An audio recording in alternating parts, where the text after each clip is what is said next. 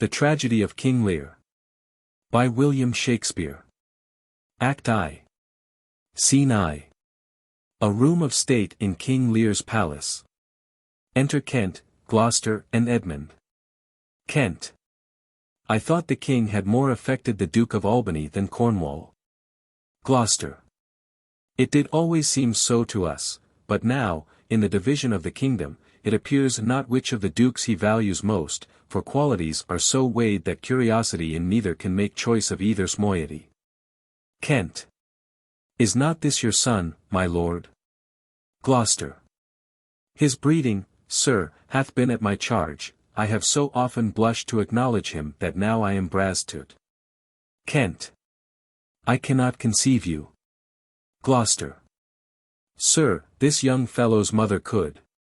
Whereupon she grew round wound, and had indeed, sir, a son for her cradle ere she had a husband for her bed. Do you smell a fault? Kent. I cannot wish the fault undone, the issue of it being so proper. Gloucester.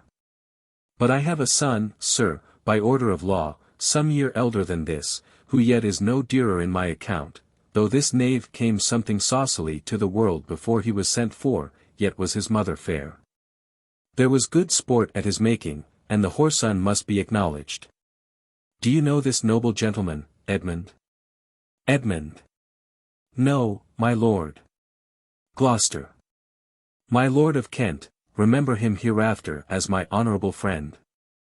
Edmund. My services to your lordship. Kent. I must love you, and sue to know you better. Edmund. Sir, I shall study deserving. Gloucester. He hath been out 9 years, and away he shall again. The king is coming. Senate within. Enter Lear, Cornwall, Albany, Goneril, Regan, Cordelia and attendants. Lear.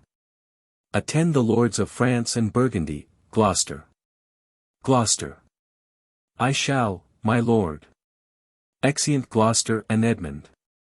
Lear. Meantime we shall express our darker purpose. Give me the map there.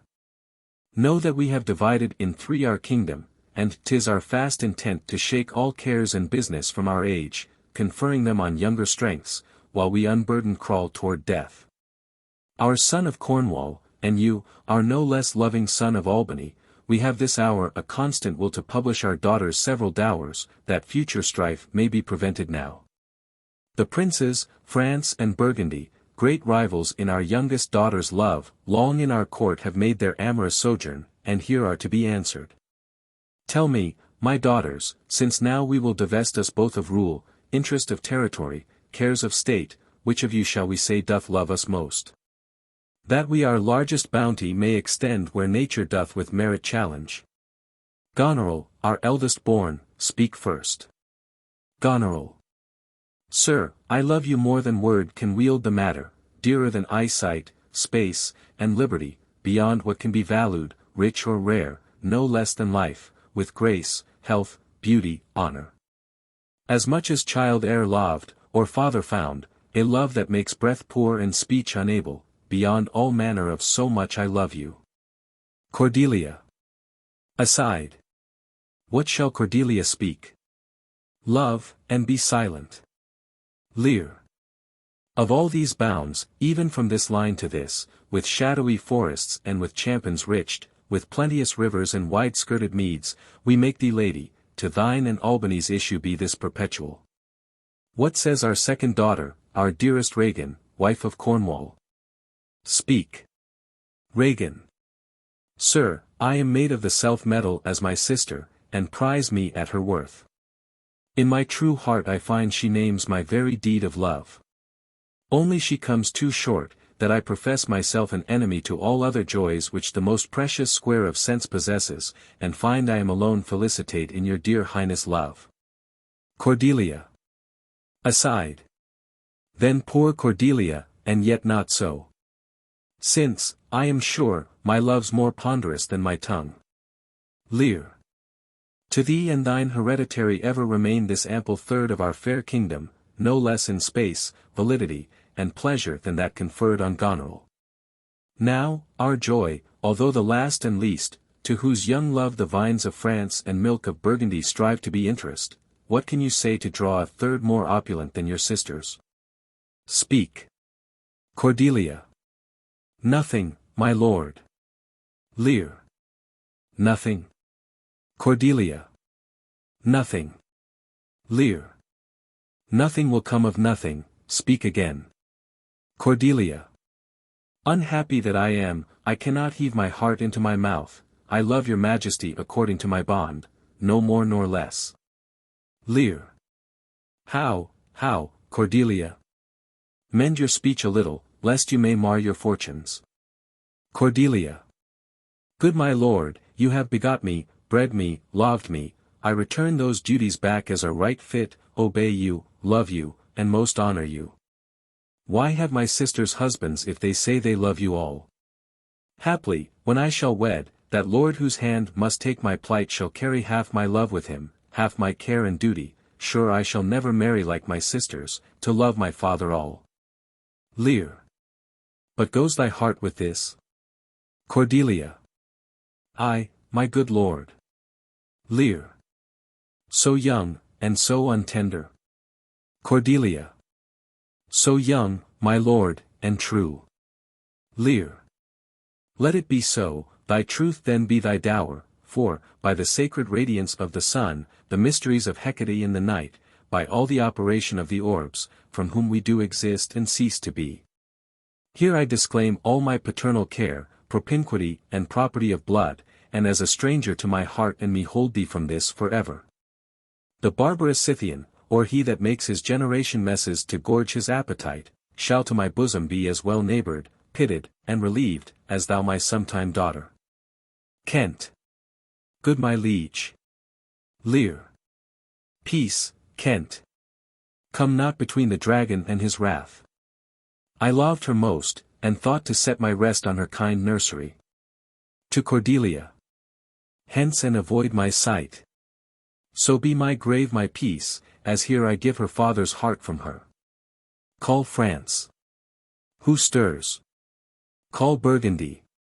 Cornwall and Albany, with my 2 daughters' dowers digest this third, let pride, which she calls plainness, marry her. I do invest you jointly with my power, preeminence, and all the large effects that troop with majesty. Ourself, by monthly course, with reservation of 100 nights, by you to be sustained, shall our abode make with you by due turn. Only we shall retain the name, and all the addition to a king.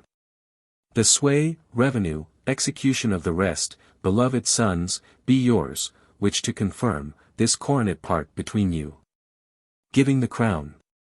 Kent. Royal Lear, whom I have ever honoured as my king, loved as my father, as my master followed, as my great patron thought on in my prayers. Lear. The bow is bent and drawn, make from the shaft. Kent. Let it fall rather, though the fork invade the region of my heart, be Kent unmannerly when Lear is mad. What wouldst thou do, old man? Think'st thou that duty shall have dread to speak, when power to flattery bows? To plainness honour's bound when majesty falls to folly. Reverse thy state, and in thy best consideration check this hideous rashness, answer my life my judgment, thy youngest daughter does not love thee least. Nor are those empty-hearted, whose low sounds reverb no hollowness. Lear. Kent, on thy life, no more. Kent. My life I never held but as a pawn to wage against thine enemies, ne'er fear to lose it, thy safety being the motive. Lear. Out of my sight. Kent. See better, Lear, and let me still remain the true blank of thine eye. Lear. Now, by Apollo. Kent. Now by Apollo, king, thou swear'st thy gods in vain. Lear. O vassal. Miscreant. Laying his hand on his sword. Albany and Cornwall. Dear sir, forbear. Kent. Kill thy physician, and the fee bestow upon the foul disease. Revoke thy gift, or, whilst I can vent clamour from my throat, I'll tell thee thou dost evil. Lear. Hear me, recreant. On thine allegiance, hear me. Since thou hast sought to make us break our vows, which we durst never yet, and with strained pride to come betwixt our sentences and our power, which nor our nature, nor our place can bear, our potency made good, take thy reward. 5 days we do allot thee for provision, to shield thee from disasters of the world, and on the 6th to turn thy hated back upon our kingdom, if, on the next day following, thy banished trunk be found in our dominions, the moment is thy death. Away! By Jupiter, this shall not be revoked. Kent. Fare thee well, king, sit thus thou wilt appear, freedom lives hence, and banishment is here. To Cordelia. The gods to their dear shelter take thee, maid, that justly think'st and hast most rightly said. To Goneril and Regan. And your large speeches may your deeds approve, that good effects may spring from words of love. Thus Kent, O princes, bids you all adieu, he'll shape his old course in a country new. Exit. Flourish. Re-enter Gloucester, with France, Burgundy and attendants. Cordelia. Here's France and Burgundy, my noble lord. Lear. My lord of Burgundy, we first address toward you, who with this king hath rivalled for our daughter, what in the least will you require in present dower with her, or cease your quest of love? Burgundy. Most royal majesty, I crave no more than hath your highness offered, nor will you tender less. Lear. Right noble Burgundy, when she was dear to us, we did hold her so, but now her price is fallen. Sir, there she stands, if aught within that little seeming substance, or all of it, with our displeasure piqued, and nothing more, may fitly like your grace, she's there, and she is yours. Burgundy. I know no answer. Lear. Will you, with those infirmities she owes, unfriended, new adopted to our hate, dowered with our curse, and strangered with our oath, take her or leave her? Burgundy. Pardon me, royal sir, election makes not up in such conditions. Lear. Then leave her, sir, for, by the power that made me, I tell you all her wealth. To France, for you, great king, I would not from your love make such a stray to match you where I hate. Therefore beseech you tavert your liking a more worthier way than on a wretch whom nature is ashamed almost to acknowledge hers. France. This is most strange, that she, who even but now was your best object, the argument of your praise, balm of your age, the best, the dearest, should in this trice of time commit a thing so monstrous, to dismantle so many folds of favor. Sure her offense must be of such unnatural degree that monsters it, or your forevouched affection fall into taint, which to believe of her must be a faith that reason without miracle should never plant in me. Cordelia. I yet beseech your majesty, if for I want that glib and oily art to speak and purpose not. Since what I well intend, I'll do't before I speak, that you make known it is no vicious blot, murder, or foulness, no unchaste action or dishonoured step, that hath deprived me of your grace and favour. But even for one of that for which I am richer, a still soliciting eye, and such a tongue as I am glad I have not, though not to have it hath lost me in your liking. Lear. Better thou hadst not been born than not to have pleased me better. France. Is it but this, a tardiness in nature which often leaves the history unspoke that it intends to do? My lord of Burgundy, what say you to the lady?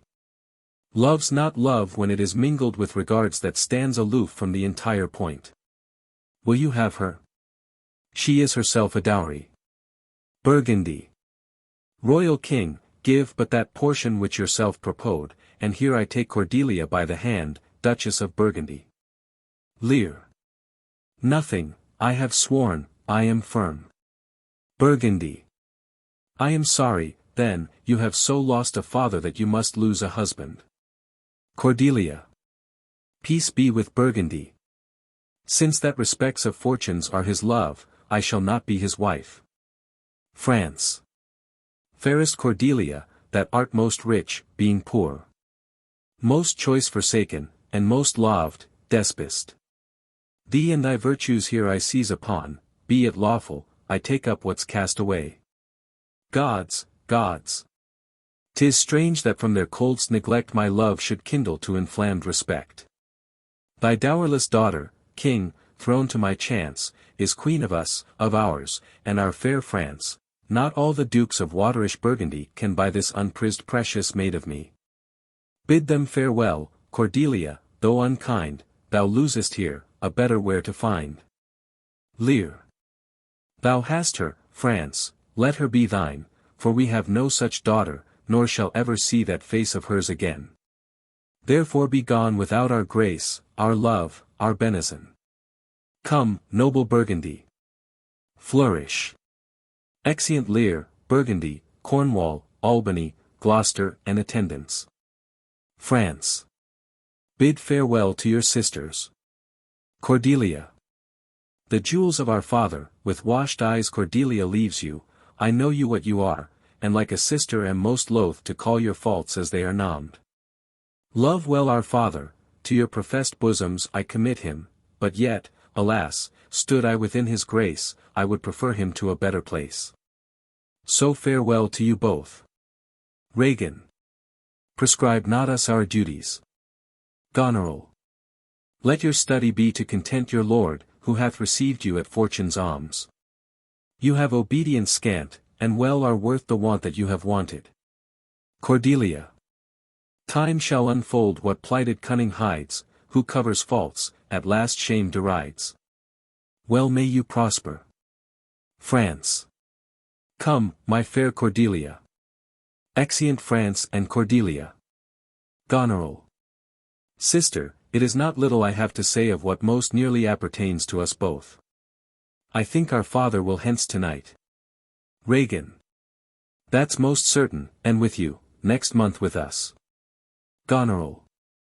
You see how full of changes his age is. The observation we have made of it hath not been little, he always loved our sister most, and with what poor judgment he hath now cast her off appears too grossly. Regan. 'Tis the infirmity of his age, yet he hath ever but slenderly known himself. Goneril. The best and soundest of his time hath been but rash, then must we look from his age to receive not alone the imperfections of long engrafted condition, but therewithal the unruly waywardness that infirm and choleric years bring with them. Regan. Such unconstant starts are we like to have from him as this of Kent's banishment.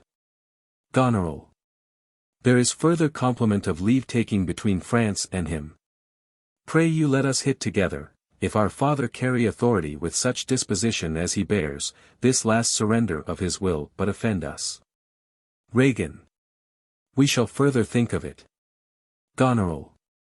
We must do something, and heat. Exeunt. Scene 2. A hall in the Earl of Gloucester's castle. Enter Edmund with a letter. Edmund. Thou, nature, art my goddess, to thy law my services are bound. Wherefore should I stand in the plague of custom, and permit the curiosity of nations to deprive me? For that I am some 12 or 14 moonshines lag of a brother. Why bastard? Wherefore base? When my dimensions are as well compact, my mind as generous, and my shape as true as honest madam's issue? Why brand they us with base? With baseness? Bastardy? Base, base? Who, in the lusty stealth of nature, take more composition and fierce quality than doth within a dull stale tired bed go to the creating a whole tribe of fops got tween asleep and wake. Well then, legitimate Edgar, I must have your land, our father's love is to the bastard Edmund as to the legitimate, fine word, legitimate. Well, my legitimate, if this letter speed, and my invention thrive, Edmund the base shall top the legitimate. I grow, I prosper. Now, gods, stand up for bastards. Enter Gloucester. Gloucester. Kent banished thus. And France in choler parted. And the king gone tonight. Prescribed his power. Confined to exhibition. All this done upon the gad, Edmund, how now? What news? Edmund.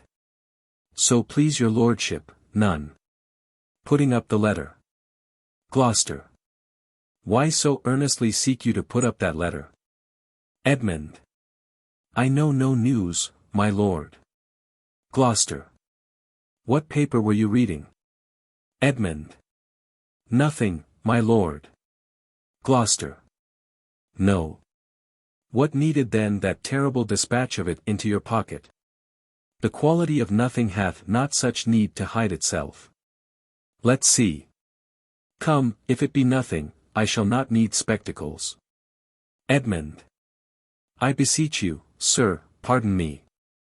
It is a letter from my brother that I have not all o'er read, and for so much as I have perused, I find it not fit for your o'erlooking. Gloucester. Give me the letter, sir.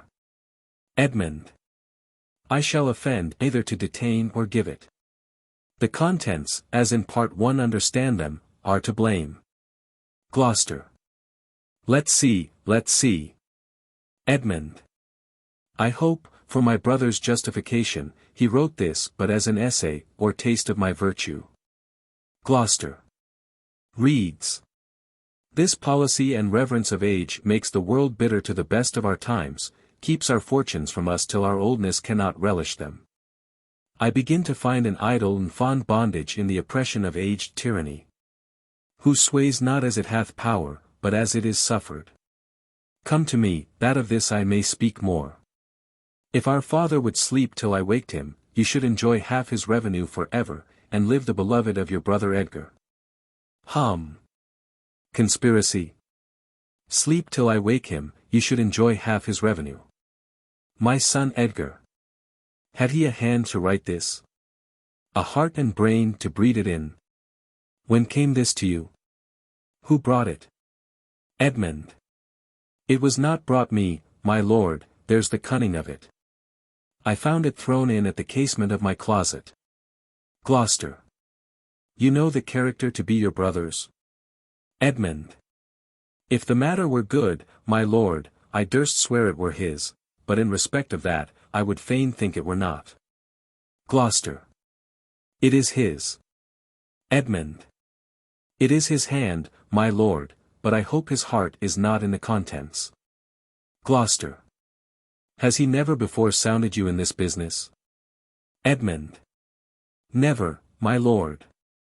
But I have heard him oft maintain it to be fit that, sons at perfect age, and fathers declined, the father should be as ward to the son, and the son manage his revenue.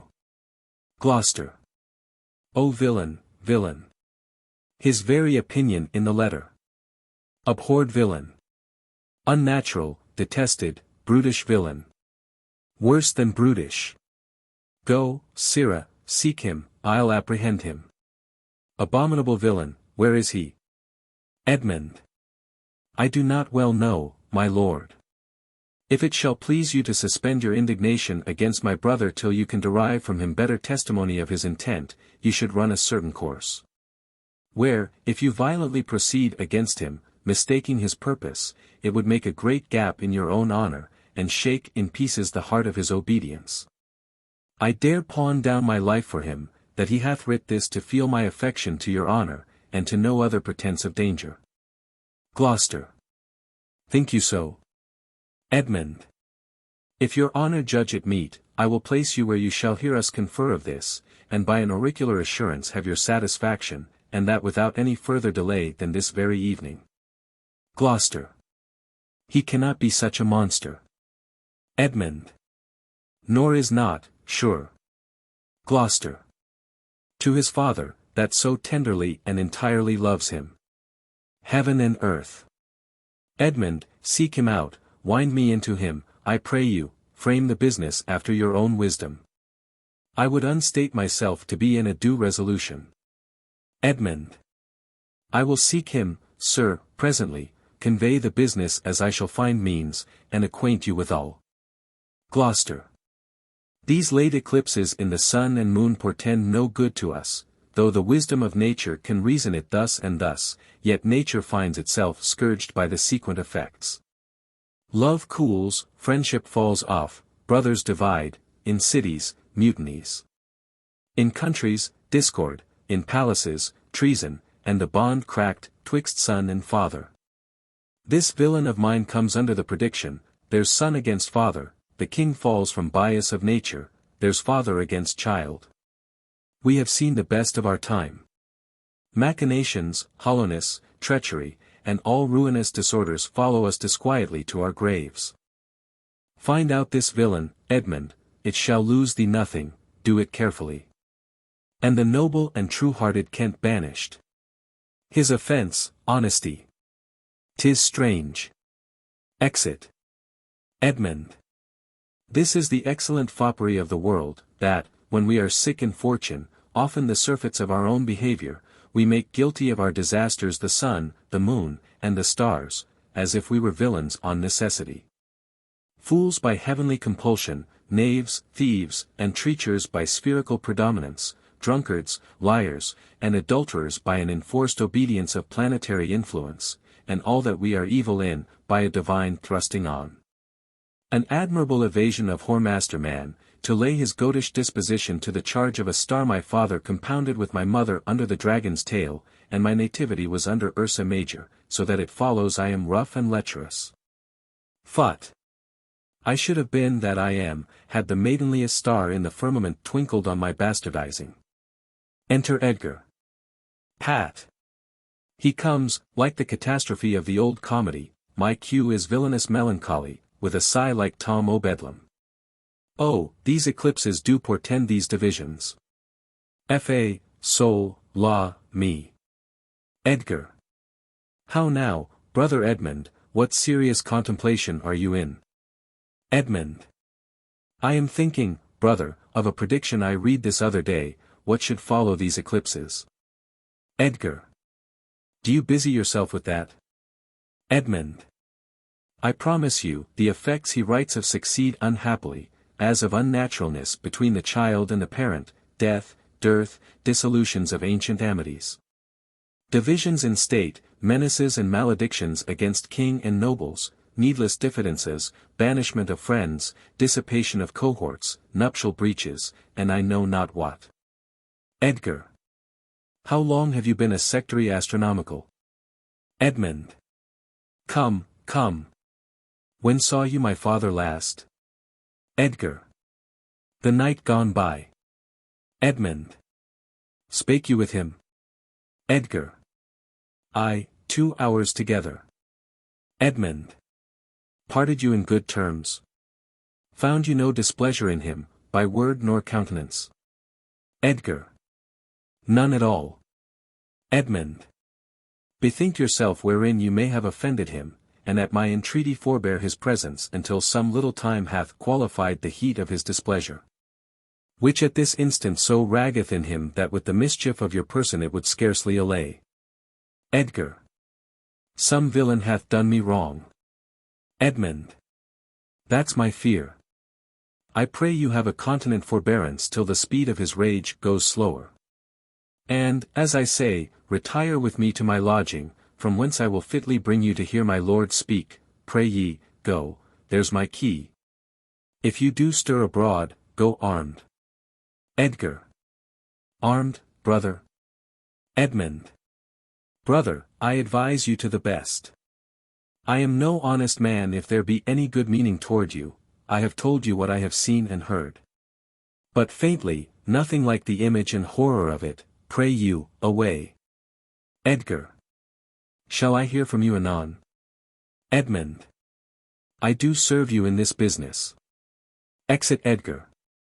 A credulous father.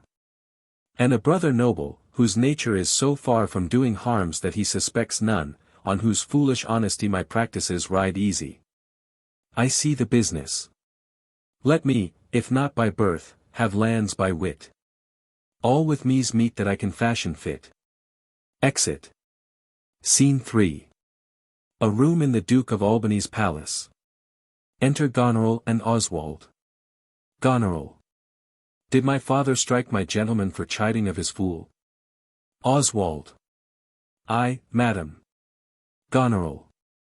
By day and night, he wrongs me, every hour he flashes into one gross crime or other, that sets us all at odds. I'll not endure it, his nights grow riotous, and himself upbraids us on every trifle. When he returns from hunting, I will not speak with him, say I am sick. If you come slack of former services, you shall do well, the fault of it I'll answer. Horns within. Oswald. He's coming, madam, I hear him. Goneril. Put on what weary negligence you please, you and your fellows, I'd have it come to question, if he distaste it, let him to our sister, whose mind and mine, I know, in that are one, not to be overruled. Idle old man, that still would manage those authorities that he hath given away. Now, by my life, old fools are babes again, and must be used with checks as flatteries, when they are seen abused. Remember what I have said. Oswald. Very well, madam. Goneril. And let his knights have colder looks among you, what grows of it, no matter, advise your fellows so, I would breed from hence occasions, and I shall, that I may speak. I'll write straight to my sister to hold my very course. Prepare for dinner. Exeunt. Scene 4. A hall in Albany's palace. Enter Kent, disguised. Kent. If but as well I other accents borrow, that can my speech diffuse, my good intent may carry through itself to that full issue for which I wriced my likeness. Now, banished Kent, if thou canst serve where thou dost stand condemned, so may it come, thy master, whom thou lovest, shall find thee full of labours. Horns within. Enter King Lear, knights and attendants. Lear. Let me not stay a jot for dinner. Go get it ready. Exit an attendant. How now? What art thou? Kent. A man, sir. Lear. What dost thou profess? What wouldst thou with us? Kent. I do profess to be no less than I seem, to serve him truly that will put me in trust. To love him that is honest, to converse with him that is wise and says little, to fear judgment, to fight when I cannot choose, and to eat no fish. Lear. What art thou? Kent. A very honest-hearted fellow, and as poor as the king. Lear. If thou be'st as poor for a subject as he's for a king, thou art poor enough. What wouldst thou? Kent. Service. Lear. Who wouldst thou serve? Kent. You. Lear. Dost thou know me, fellow? Kent. No, sir. But you have that in your countenance which I would fain call master. Lear. What's that? Kent. Authority. Lear. What services canst thou do? Kent. I can keep honest counsel, ride, run, mar a curious tale in telling it and deliver a plain message bluntly. That which ordinary men are fit for, I am qualified in, and the best of me is diligence. Lear. How old art thou? Kent. Not so young, sir, to love a woman for singing, nor so old to dote on her for anything, I have years on my back 48. Lear. Follow me, thou shalt serve me. If I like thee no worse after dinner, I will not part from thee yet. Dinner, ho, dinner. Where's my knave? My fool. Go you and call my fool hither. Exit an attendant. Enter Oswald. You, sirrah, where's my daughter? Oswald. So please you. Exit. Lear. What says the fellow there? Call the clotpole back. Exit a knight. Where's my fool? Ho, I think the world's asleep. Re-enter knight.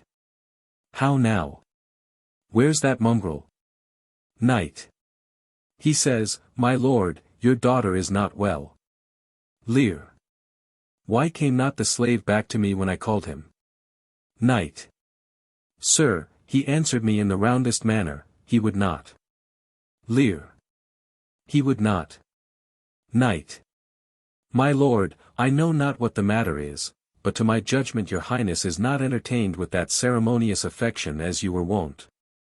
There's a great abatement of kindness appears as well in the general dependence as in the duke himself also, and your daughter.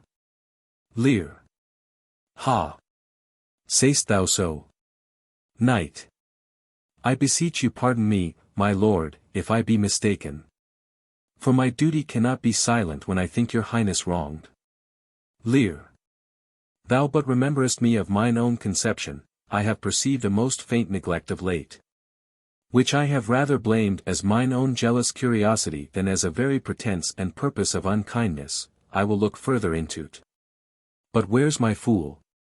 I have not seen him this 2 days. Knight. Since my young lady's going into France, sir, the fool hath much pined away. Lear.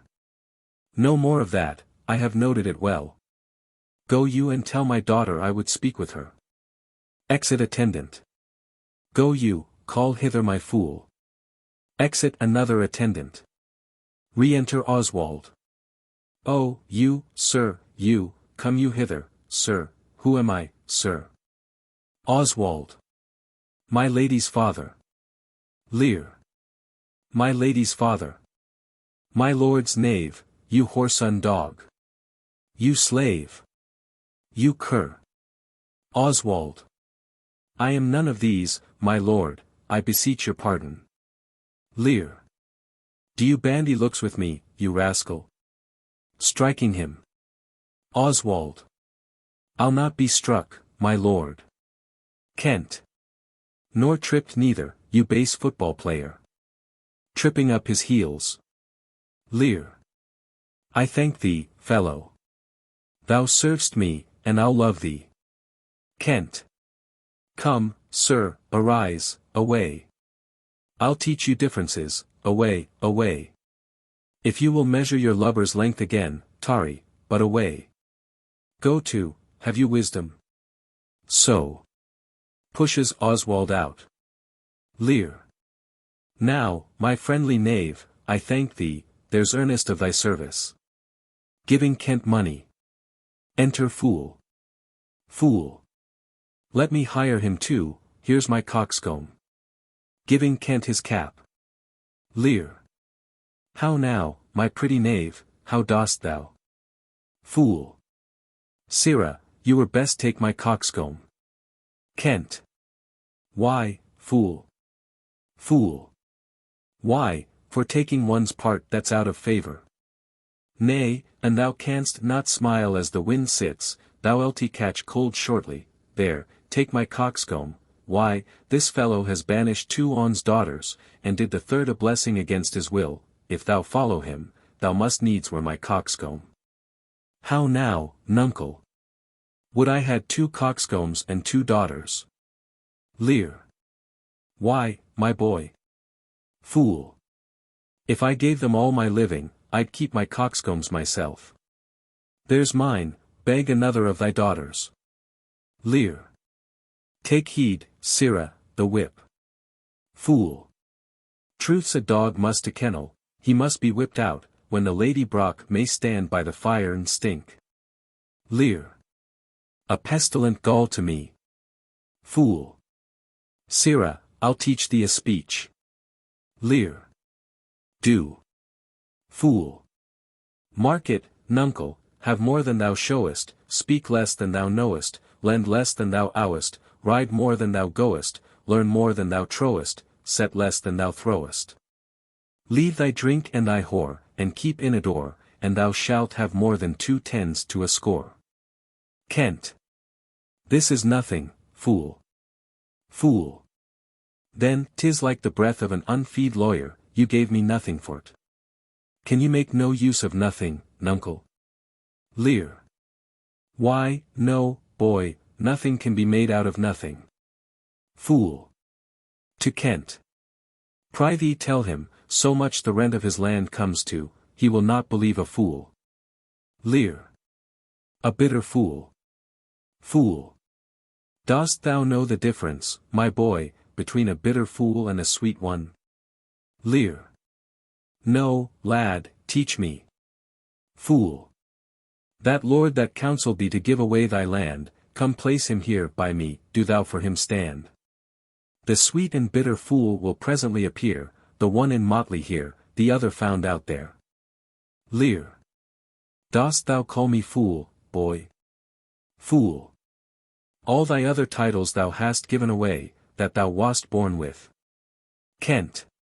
This is not altogether fool, my lord. Fool. No, faith, lords and great men will not let me. If I had a monopoly out, they would have part on't and ladies too. They will not let me have all the fool to myself, they'll be snatching.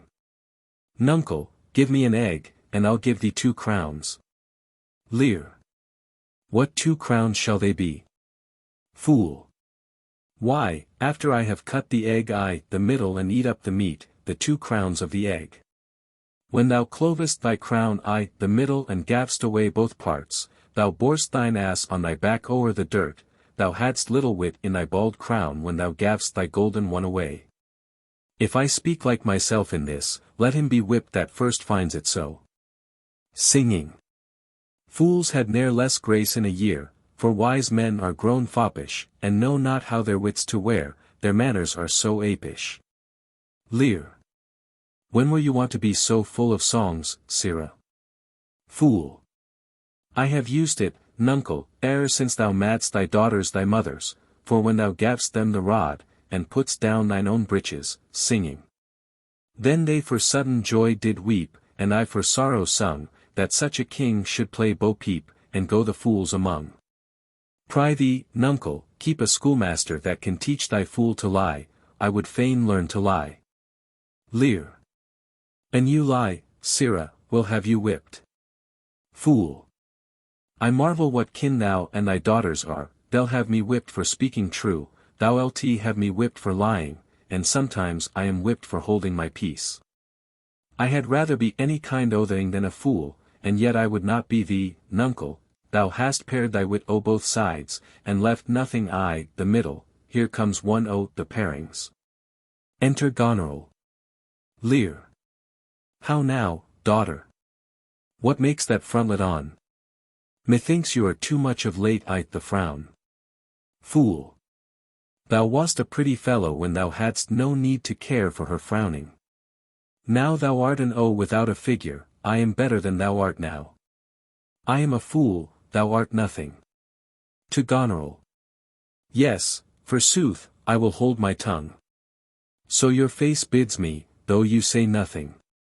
Mum, he that keeps nor crust nor crumb, weary of all, shall want some. Pointing to Lear. That's a shaled peas cod. Goneril. Not only, sir, this your all licensed fool, but other of your insolent retinue do hourly carp and quarrel, breaking forth in rank and not to be endured riots. Sir, I had thought, by making this well known unto you, to have found a safe redress, but now grow fearful, by what yourself too late have spoke and done, that you protect this course, and put it on by your allowance. Which if you should, the fault would not scape censure, nor the redresses sleep, which, in the tender of a wholesome weal, might in their working do you that offence which else were shame, that then necessity will call discreet proceeding. Fool. For you know, nuncle, the hedge sparrow fed the cuckoo so long that its had head bit off by it young. So out went the candle, and we were left darkling. Lear. Are you our daughter? Goneril.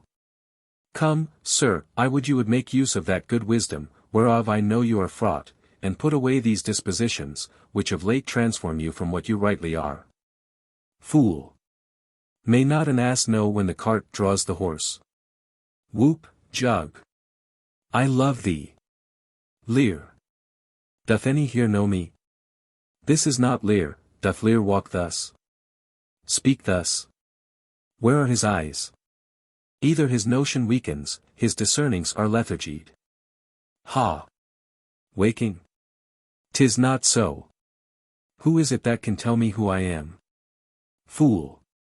Lear's shadow. Lear. I would learn that, for by the marks of sovereignty, knowledge and reason, should be false persuaded I had daughters. Fool. Which they will make an obedient father. Lear. Your name, fair gentlewoman? Goneril. This admiration, sir, is much the favour of other your new pranks. I do beseech you to understand my purposes aright, as you are old and reverend, you should be wise. Here do you keep 100 knights and squires. Men so disordered, so debauched and bold that this our court, infected with their manners, shows like a riotous inn. Epicurism and lust makes it more like a tavern or a brothel than a gracked palace. The shame itself doth speak for instant remedy. Be, then, desired by her that else will take the thing she begs a little to disquantity your train, and the remainder that shall still depend, to be such men as may besort your age, which know themselves, and you. Lear. Darkness and devils. Saddle my horses, call my train together. Degenerate bastard. I'll not trouble thee, yet have I left a daughter. Goneril. You strike my people, and your disordered rabble make servants of their betters. Enter Albany. Lear. Woe that too late repents. To Albany. Oh, sir, are you come? Is it your will? Speak, Sir. Prepare my horses. Ingratitude, thou marble-hearted fiend, more hideous when thou show'st thee in a child than the sea monster. Albany. Pray, sir, be patient. Lear. To Goneril. Detested kite, thou least. My train are men of choice and rarest parts, that all particulars of duty know, and in the most exact regard support the worships of their name. O most small fault, how ugly didst thou in Cordelia show! Which, like an engine, wrenched my frame of nature from the fixed place, drew from my heart all love, and added to the gall. O Lear, Lear, Lear! Striking his head. Beat at this gate that let thy folly in and thy dear judgment out. Go, go, my people. Albany. My lord, I am guiltless, as I am ignorant of what hath moved you. Lear. It may be so, my lord. Here, nature, here, dear goddess, here. Suspend thy purpose, if thou didst intend to make this creature fruitful. Into her womb convey sterility. Dry up in her the organs of increase, and from her derogate body never spring a babe to honor her. If she must teem, create her child of spleen, that it may live and be a thwart disnater torment to her. Let it stamp wrinkles in her brow of youth, with cadent tears fret channels in her cheeks, turn all her mother's pains and benefits to laughter and contempt, that she may feel how sharper than a serpent's tooth it is to have a thankless child. Away, away. Exit. Albany. Now, gods that we adore, whereof comes this? Goneril. Never afflict yourself to know more of it, but let his disposition have that scope that dotage gives it. Re-enter Lear. Lear. What, 50 of my followers at a clap? Within a fortnight? Albany. What's the matter, sir? Lear. I'll tell thee. To Goneril. Life and death. I am ashamed that thou hast power to shake my manhood thus, that these hot tears, which break from me perforce, should make thee worth them. Blasts and fogs upon thee. Untented woundings of a father's curse pierce every sense about thee. Old fond eyes, beweep this cause again, I'll pluck ye out, and cast you with the waters that you lose to temper clay. Ha! Let it be so. I have another daughter, who, I am sure, is kind and comfortable. When she shall hear this of thee, with her nails she'll flay thy wolvish visage. Thou shalt find that I'll resume the shape which thou dost think I have cast off for ever. Exeunt Lear, Kent and attendants. Goneril. Do you mark that? Albany. I cannot be so partial, Goneril, to the great love I bear you. Goneril. Pray you, content. What, Oswald, ho! To the fool. You, sir, more knave than fool, after your master. Fool. Nuncle Lear, tarry and take the fool with thee. A fox when one has caught her, and such a daughter, should sure to the slaughter, if my cap would buy a halter, so the fool follows after. Exit. Goneril. This man hath had good counsel. 100 knights. 'Tis politic and safe to let him keep at point 100 knights, yes, that on every dream, each buzz, each fancy, each complaint, dislike, he may enguard his dotage with their powers, and hold our lives in mercy. Oswald, I say. Albany. Well, you may fear too far. Goneril. Safer than trust too far, let me still take away the harms I fear, not fear still to be taken, I know his heart. What he hath uttered I have writ my sister, if she sustain him and his 100 knights, when I have showed th unfitness. Re-enter Oswald. How now, Oswald? What, have you writ that letter to my sister? Oswald. Ay, madam. Goneril. Take you some company, and away to horse, inform her full of my particular fear, and thereto add such reasons of your own as may compact it more. Get you gone, and hasten your return. Exit Oswald. No, no, my lord. This milky gentleness and course of yours, though I condemn not, yet, under pardon, you are much more a task for want of wisdom than praised for harmful mildness. Albany. How far your eyes may pierce I cannot tell, striving to better, oft we mar what's well. Goneril. Nay then. Albany. Well, well, the event. Exeunt. Scene V. Court before the Duke of Albany's palace. Enter Lear, Kent and Fool. Lear. Go you before to Gloucester with these letters, acquaint my daughter no further with anything you know than comes from her demand out of the letter. If your diligence be not speedy, I shall be there afore you. Kent. I will not sleep, my lord, till I have delivered your letter. Exit. Fool. If a man's brains were in's heels, were't not in danger of kibes. Lear. Ay, boy. Fool. Then I pry thee be merry, thy wit shall not go slipshod. Lear. Ha, ha, ha. Fool. Shalt see thy other daughter will use thee kindly, for though she's as like this as a crab's like an apple, yet I can tell what I can tell. Eliar, what canst tell, boy? Fool. She'll taste as like this as a crab does to a crab. Thou canst tell why one's nose stands i' the middle on's face. Lear. No. Fool.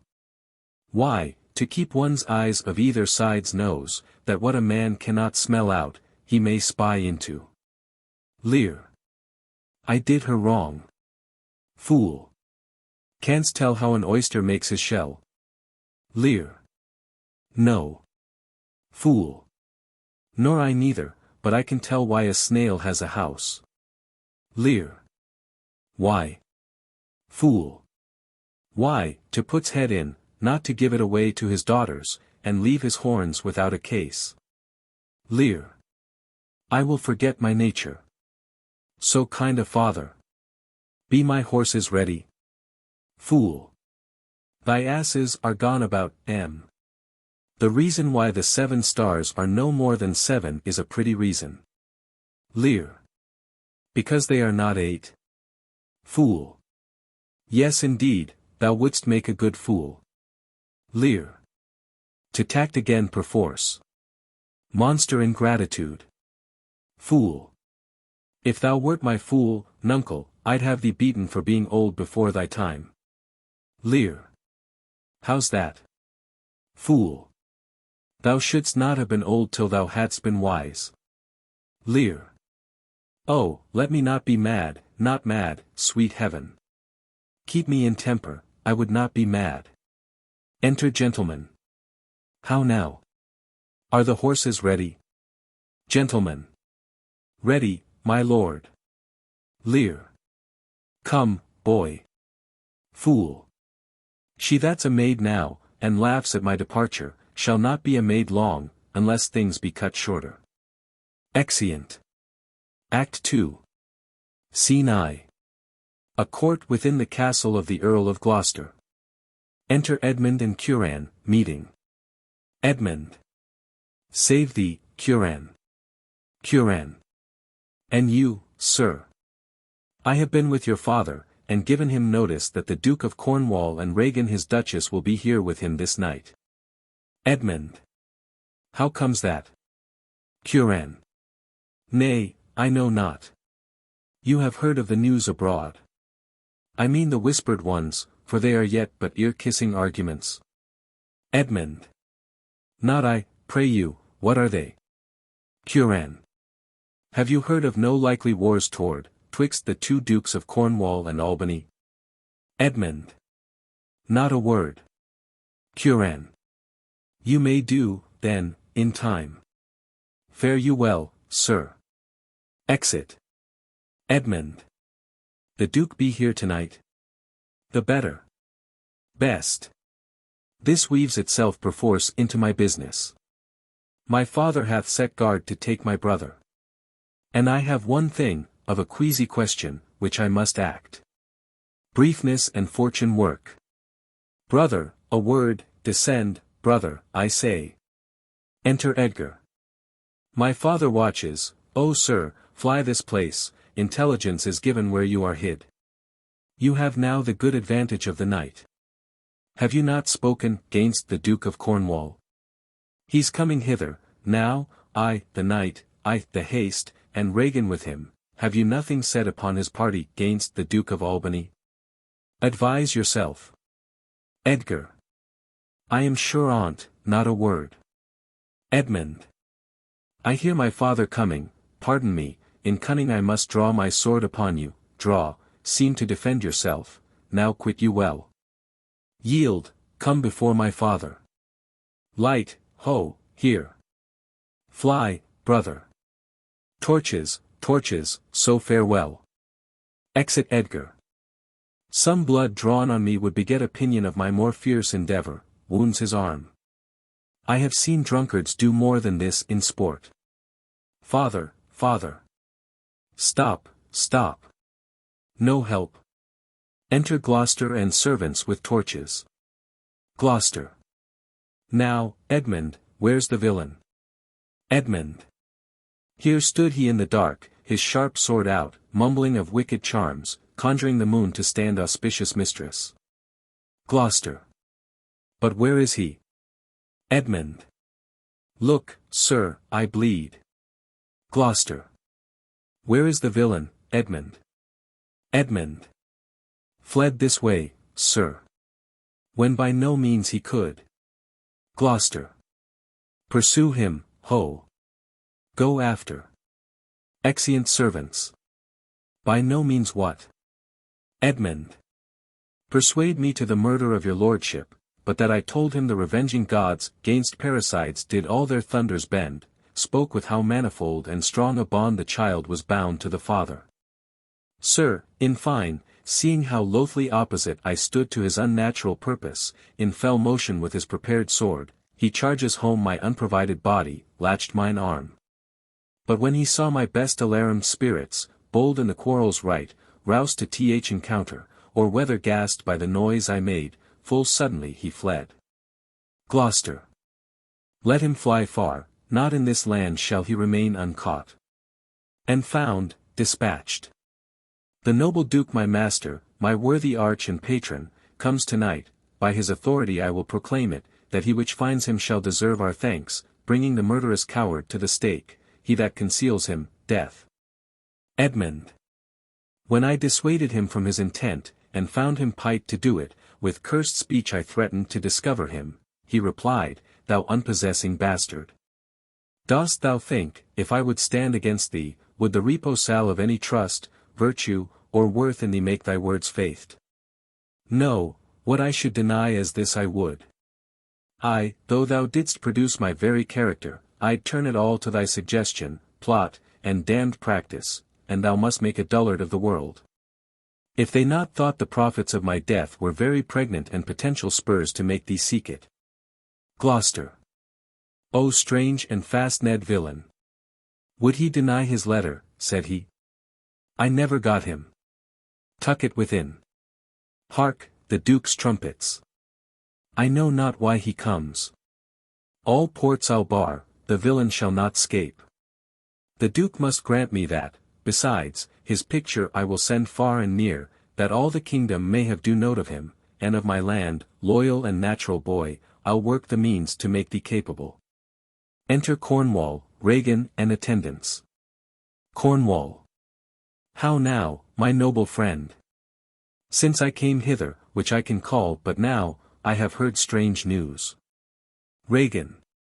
If it be true, all vengeance comes too short which can pursue th offender.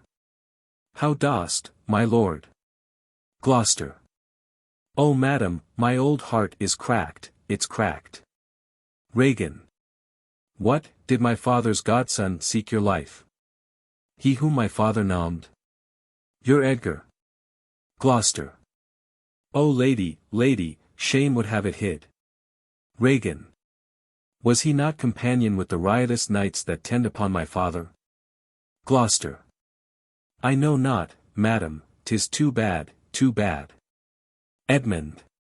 Yes, madam, he was of that consort. Regan.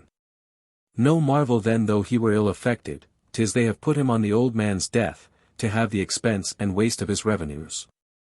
I have this present evening from my sister been well informed of them. And with such cautions that if they come to sojourn at my house, I'll not be there. Cornwall. Nor I, assure thee, Regan. Edmund, I hear that you have shown your father a childlike office. Edmund. It was my duty, sir. Gloucester. He did bewray his practice, and received this hurt you see, striving to apprehend him. Cornwall. Is he pursued? Gloucester. Ay, my good lord. Cornwall. If he be taken, he shall never more be feared of doing harm, make your own purpose, how in my strength you please. For you, Edmund, whose virtue and obedience doth this instant so much commend itself, you shall be ours, natures of such deep trust we shall much need, you we first seize on. Edmund. I shall serve you, sir, truly, however else. Gloucester. For him I thank your grace. Cornwall. You know not why we came to visit you. Regan. Thus out of season, threading darky-wide night, occasions, noble Gloucester, of some poise, wherein we must have use of your advice. Our father he hath writ, so hath our sister, of differences, which I best thought it fit to answer from our home, the several messengers from hence attend dispatch. Our good old friend, lay comforts to your bosom. And bestow your needful counsel to our business, which craves the instant use. Gloucester. I serve you, madam, your graces are right welcome. Exeunt. Flourish. Scene 2. Before Gloucester's castle. Enter Kent and Oswald, severally. Oswald. Good dawning to thee, friend, art of this house. Kent. I. Oswald. Where may we set our horses? Kent. I, the mire. Oswald. Prithee, if thou lov'st me, tell me. Kent. I love thee not. Oswald. Why then, I care not for thee. Kent. If I had thee in Lipsbury pinfold, I would make thee care for me. Oswald. Why dost thou use me thus? I know thee not. Kent. Fellow, I know thee. Oswald. What dost thou know me for? Kent. A knave, a rascal, an eater of broken meats. A base, proud, shallow, beggarly, three-suited, 100-pound, filthy, worsted-stocking knave, a lily-livered, action-taking, whoreson, glass-gazing, superserviceable, finical rogue, one trunk-inheriting slave. One that wouldst be a bawd in way of good service, and art nothing but the composition of a knave, beggar, coward, pander, and the son and heir of a mongrel bitch, one whom I will beat into clamorous whining. If thou deniest the least syllable of thy addition. Oswald. Why, what a monstrous fellow art thou, thus to rail on one that's neither known of thee nor knows thee. Kent. What a brazen-faced varlet art thou, to deny thou knowest me. Is it 2 days ago since I tripped up thy heels and beat thee before the king? Draw, you rogue, for, though it be night, yet the moon shines, I'll make a sop the moonshine of you, draw, you whoreson cullionly barbermonger, draw. Drawing his sword. Oswald. Away. I have nothing to do with thee. Kent. Draw, you rascal, you come with letters against the king. And take Vanity the puppet's part against the royalty of her father. Draw, you rogue, or I'll so carbonado your shanks. Draw, you rascal, come your ways. Oswald. Help, ho. Murder. Help. Kent. Strike, you slave, stand, rogue, stand. You neat slave, strike. Beating him. Oswald. Help, ho. Murder. Murder. Enter Edmund, Cornwall, Regan, Gloucester and servants. Edmund. How now? What's the matter? Part. Kent. With you, goodman boy, if you please, come, I'll flesh ye. Come on, young master. Gloucester. Weapons. Arms. What's the matter here? Cornwall. Keep peace, upon your lives, he dies that strikes again. What is the matter? Regan. The messengers from our sister and the king. Cornwall.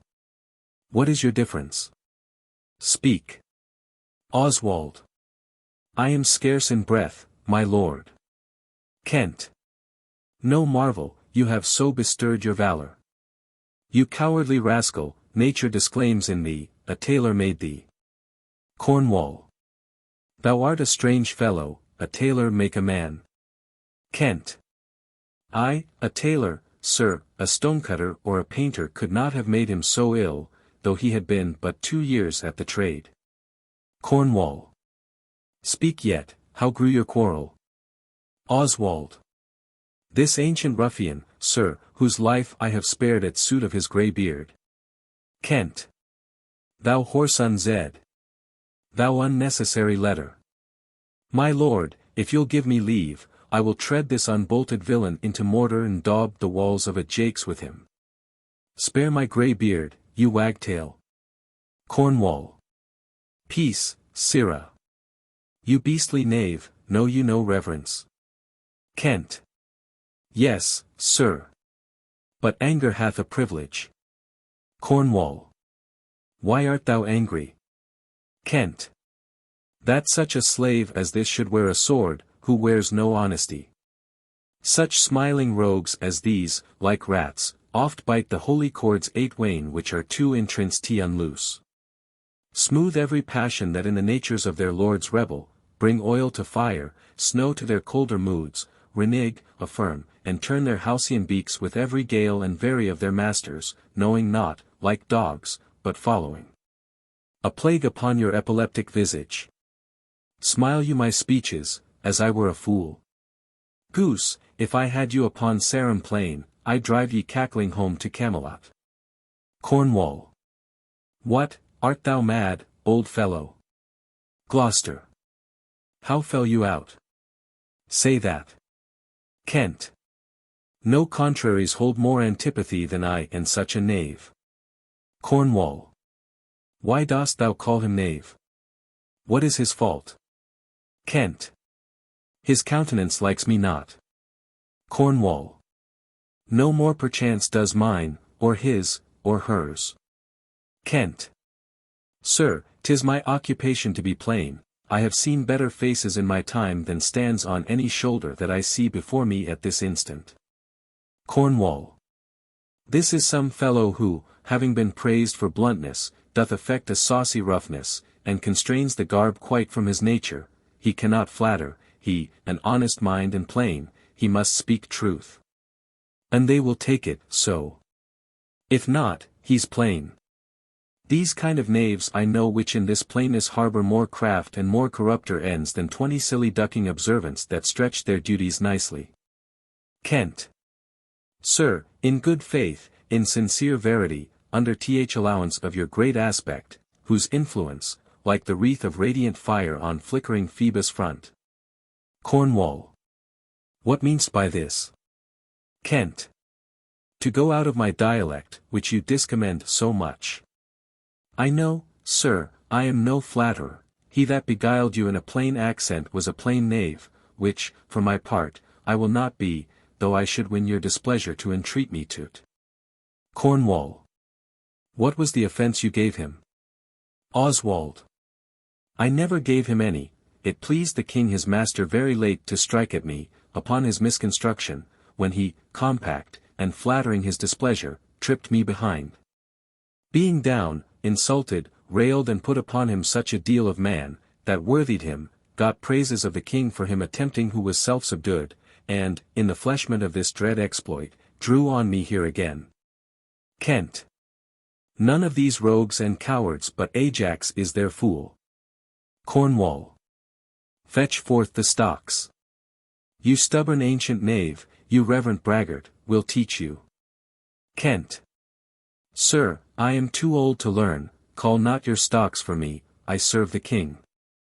On whose employment I was sent to you, you shall do small respect, show too bold malice against the grace and person of my master, stalking his messenger. Cornwall.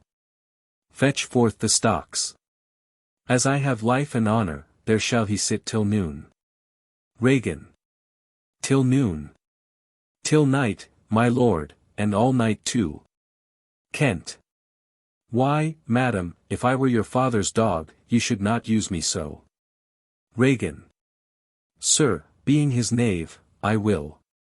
Stocks brought out. Cornwall. This is a fellow of the selfsame color our sister speaks of. Come, bring away the stocks. Gloucester.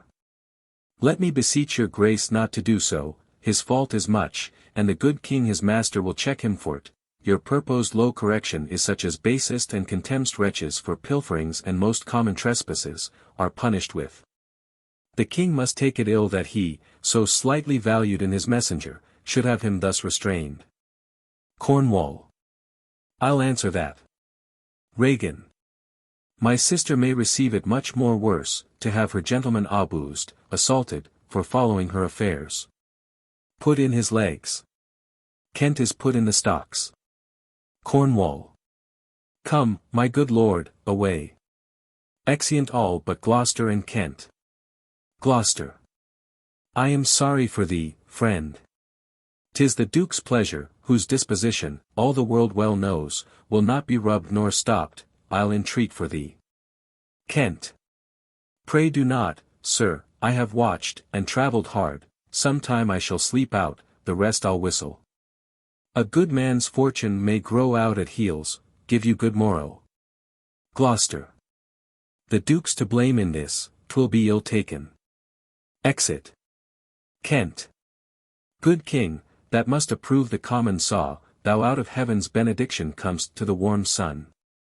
Approach, thou beacon to this under globe, that by thy comfortable beams I may peruse this letter. Nothing almost sees miracles but misery. I know 'tis from Cordelia, who hath most fortunately been informed of my obscured course. And shall find time from this enormous state, seeking to give losses their remedies. All weary and o'erwatched, take vantage, heavy eyes, not to behold this shameful lodging. Fortune, good night, smile once more, turn thy wheel. He sleeps.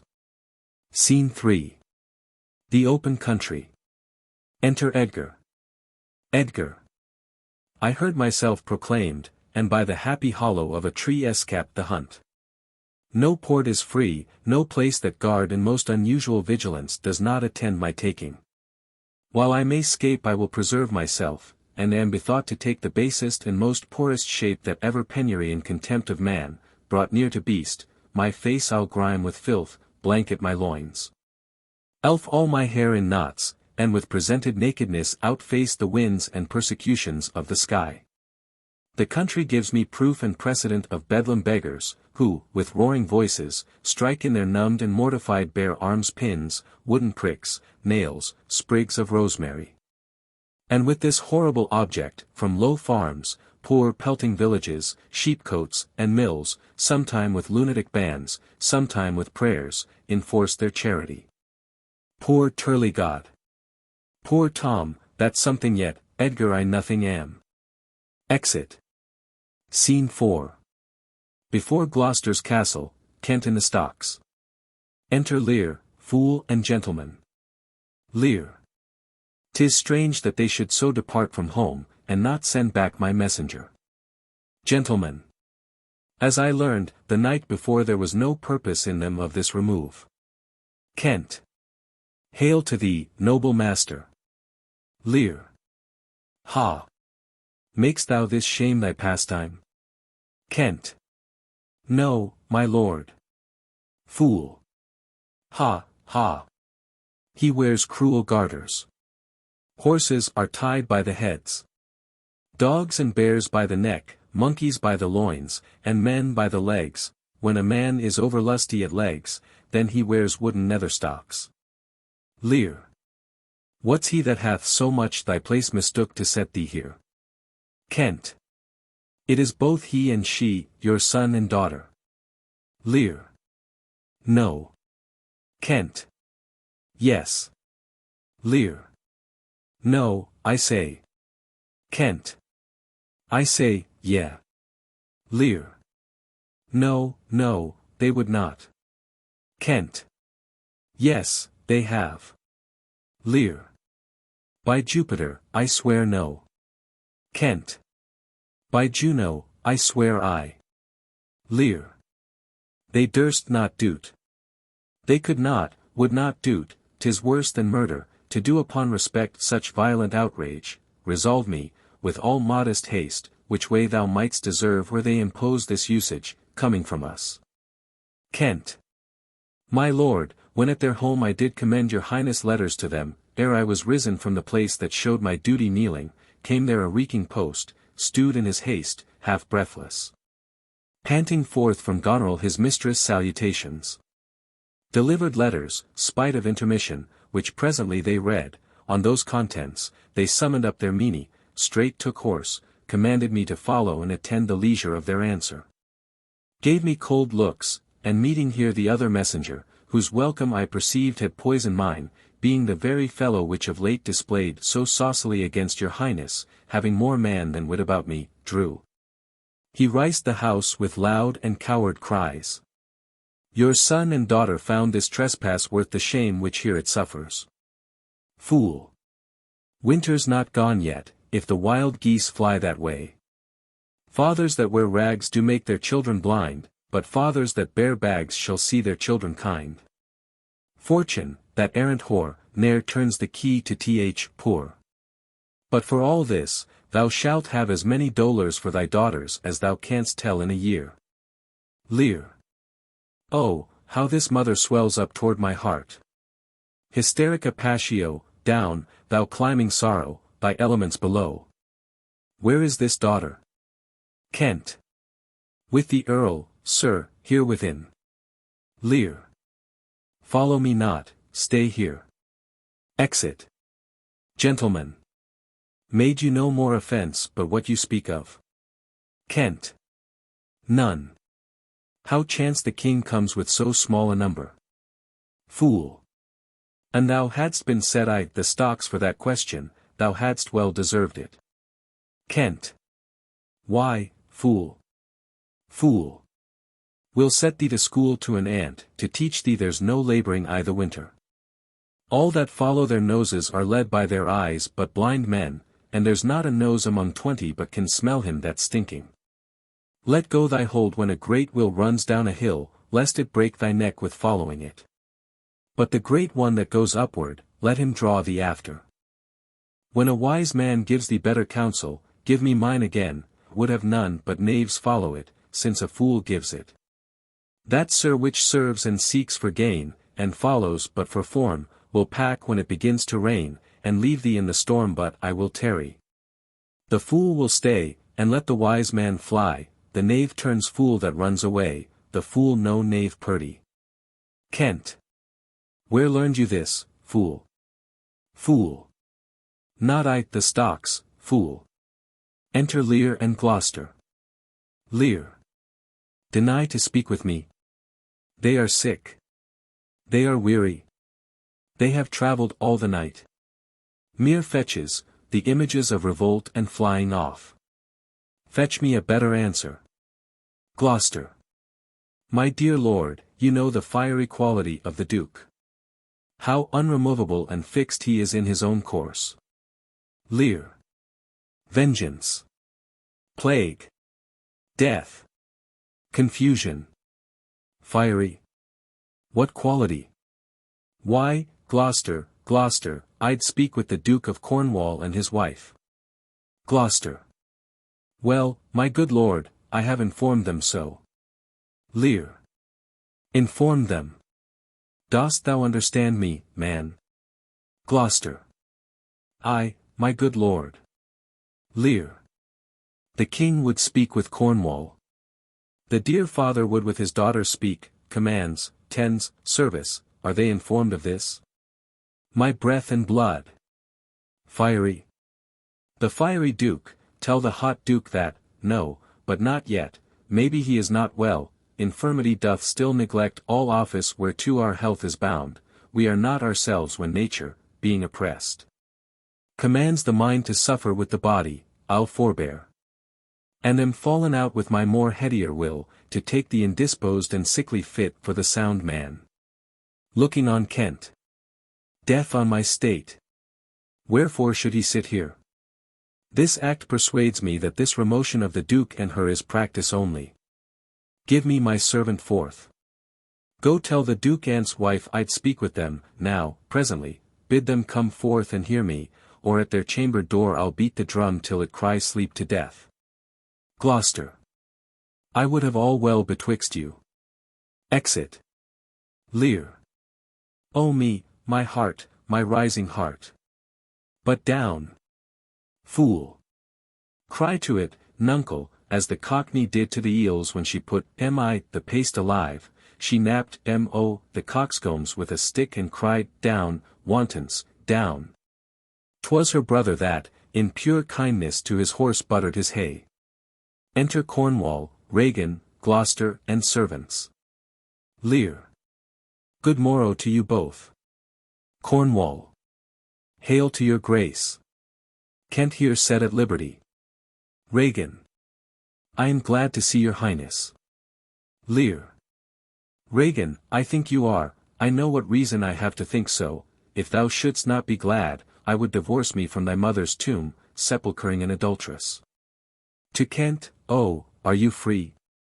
Some other time for that. Beloved Regan, thy sister's not, O Regan, she hath tied sharp-toothed unkindness, like a vulture, here. Points to his heart. I can scarce speak to thee, thou wilt not believe with how depraved a quality, O Regan. Regan. I pray you, sir, take patience. I have hope you less know how to value her desert than she to scant her duty. Lear. Say, how is that? Regan. I cannot think my sister in the least would fail her obligation. If, sir, perchance she have restrained the riots of your followers, 'tis on such ground, and to such wholesome end, as clears her from all blame. Lear. My curse is on her. Regan. Oh, sir, you are old. Nature in you stands on the very verge of her confine, you should be arguelled and led by some discretion, that discerns your state better than you yourself. Therefore I pray you, that to our sister you do make return, say you have wronged her, sir. Lear. Ask her forgiveness. Do you but mark how this becomes the house? Dear daughter, I confess that I am old, kneeling. Age is unnecessary, on my knees I beg that you'll vouchsafe me raiment, bed, and food. Regan. Good sir, no more. These are unsightly tricks, return you to my sister. Lear. Rising. Never, Regan, she hath abetted me of half my train, looked black upon me, struck me with her tongue, most serpent-like, upon the very heart. All the stored vengeances of heaven fall on her ingrateful top. Strike her young bones, you taking airs, with lameness. Cornwall. Fie, sir, fie. Lear. You nimble lightnings, dart your blinding flames into her scornful eyes. Infect her beauty, you fan-sucked fogs, drawn by the powerful sun, to fall and blast her pride. Regan. O the blessed gods! So will you wish on me when the rash mood is on. Lear. No, Regan, thou shalt never have my curse. Thy tender-hefted nature shall not give thee o'er to harshness. Her eyes are fierce, but thine do comfort, and not burn. 'Tis not in thee to grudge my pleasures, to cut off my train, to bandy hasty words, to scant my sizes, and, in conclusion, to oppose the bolt against my coming in. Thou better know'st the offices of nature, bond of childhood, effects of courtesy, dues of gratitude, thy half the kingdom hast thou not forgot, wherein I thee endowed. Regan. Good sir, to the purpose. Lear. Who put my man i' the stocks? Tuck it within. Cornwall. What trumpet's that? Regan. I note, my sisters, this approves her letter, that she would soon be here. Enter Oswald. Is your lady come? Lear. This is a slave, whose easy borrowed pride dwells in the fickle grace of her he follows. Out, varlet, from my sight. Cornwall. What means your grace? Lear. Who stalked my servant? Regan, I have good hope thou didst not know on't. Who comes here? O heavens!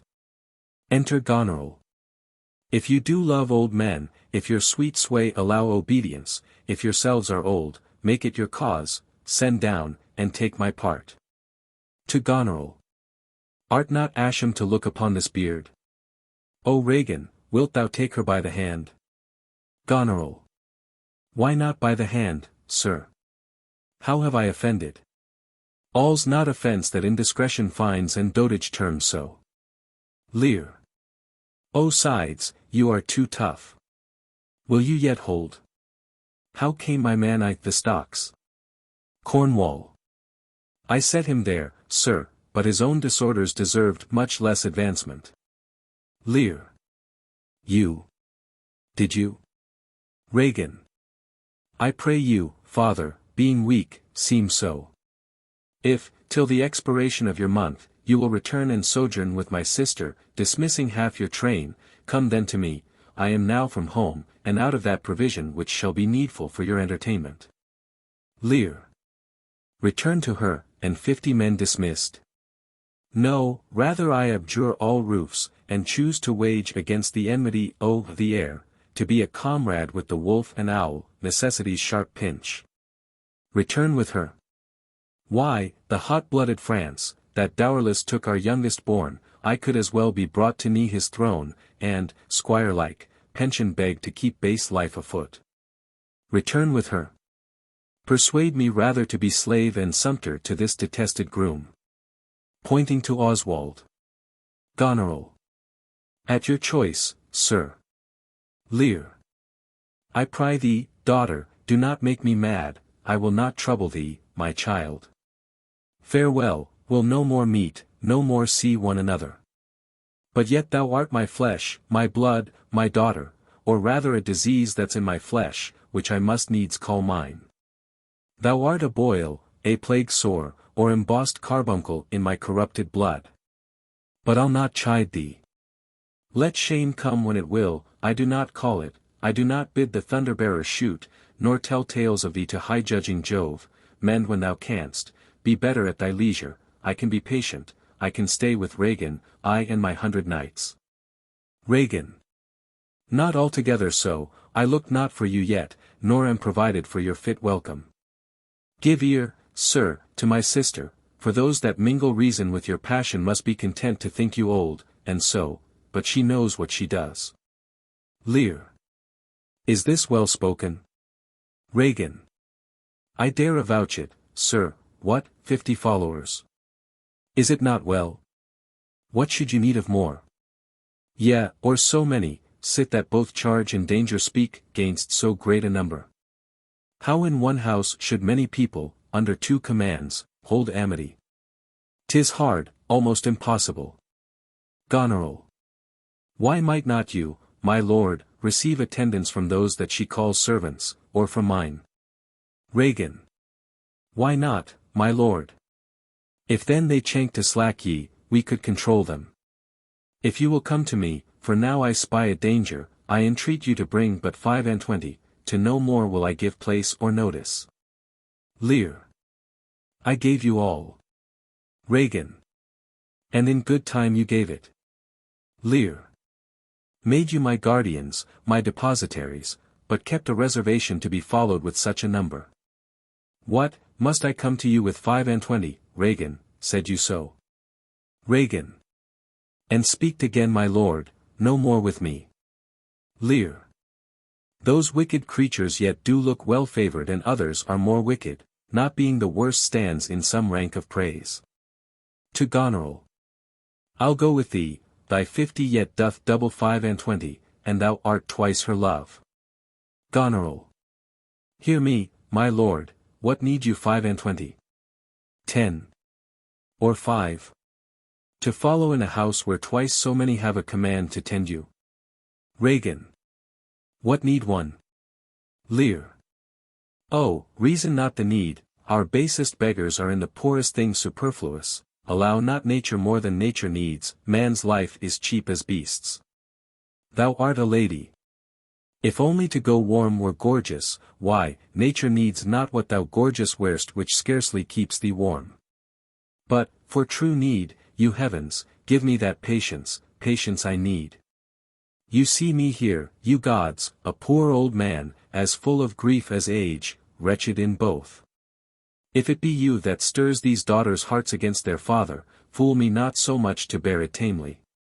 Touch me with noble anger, and let not women's weapons, water drops, stain my man's cheeks. No, you unnatural hags, I will have such revenges on you both that all the world shall, I will do such things, what they are yet, I know not. But they shall be the terrors of the earth. You think I'll weep, no, I'll not weep, storm and tempest. I have full cause of weeping, but this heart shall break into 100,000 flaws or ere I'll weep. O fool, I shall go mad. Exeunt Lear, Gloucester, Kent and Fool. Cornwall. Let us withdraw, 'twill be a storm. Regan. This house is little, the old man and his people cannot be well bestowed. Goneril. 'Tis his own blame. Hath put himself from rest and must needs taste his folly. Regan. For his particular, I'll receive him gladly, but not one follower. Goneril. So am I purposed. Where is my lord of Gloucester? Enter Gloucester. Cornwall. Followed the old man forth, he is returned. Gloucester. The king is in high rage. Cornwall. Whither is he going? Gloucester. He calls to horse, but will I know not whither. Cornwall. 'Tis best to give him way, he leads himself. Goneril. My lord, entreat him by no means to stay. Gloucester. Alack, the night comes on, and the high winds do sorely ruffle, for many miles about there's scarce a bush. Regan. Oh, sir, to wilful men the injuries that they themselves procure must be their schoolmasters. Shut up your doors. He is attended with a desperate train, and what they may incense him to, being apt to have his ear abused, wisdom bids fear. Cornwall. Shut up your doors, my lord, 'tis a wild night. My Regan counsels well, come out oh, the storm. Exeunt. Act 3. Scene I. A heath. A storm with thunder and lightning. Enter Kent and a gentleman, severally. Kent. Who's there, besides foul weather? Gentleman. One minded like the weather, most unquietly. Kent. I know you. Where's the king? Gentleman. Contending with the fretful elements.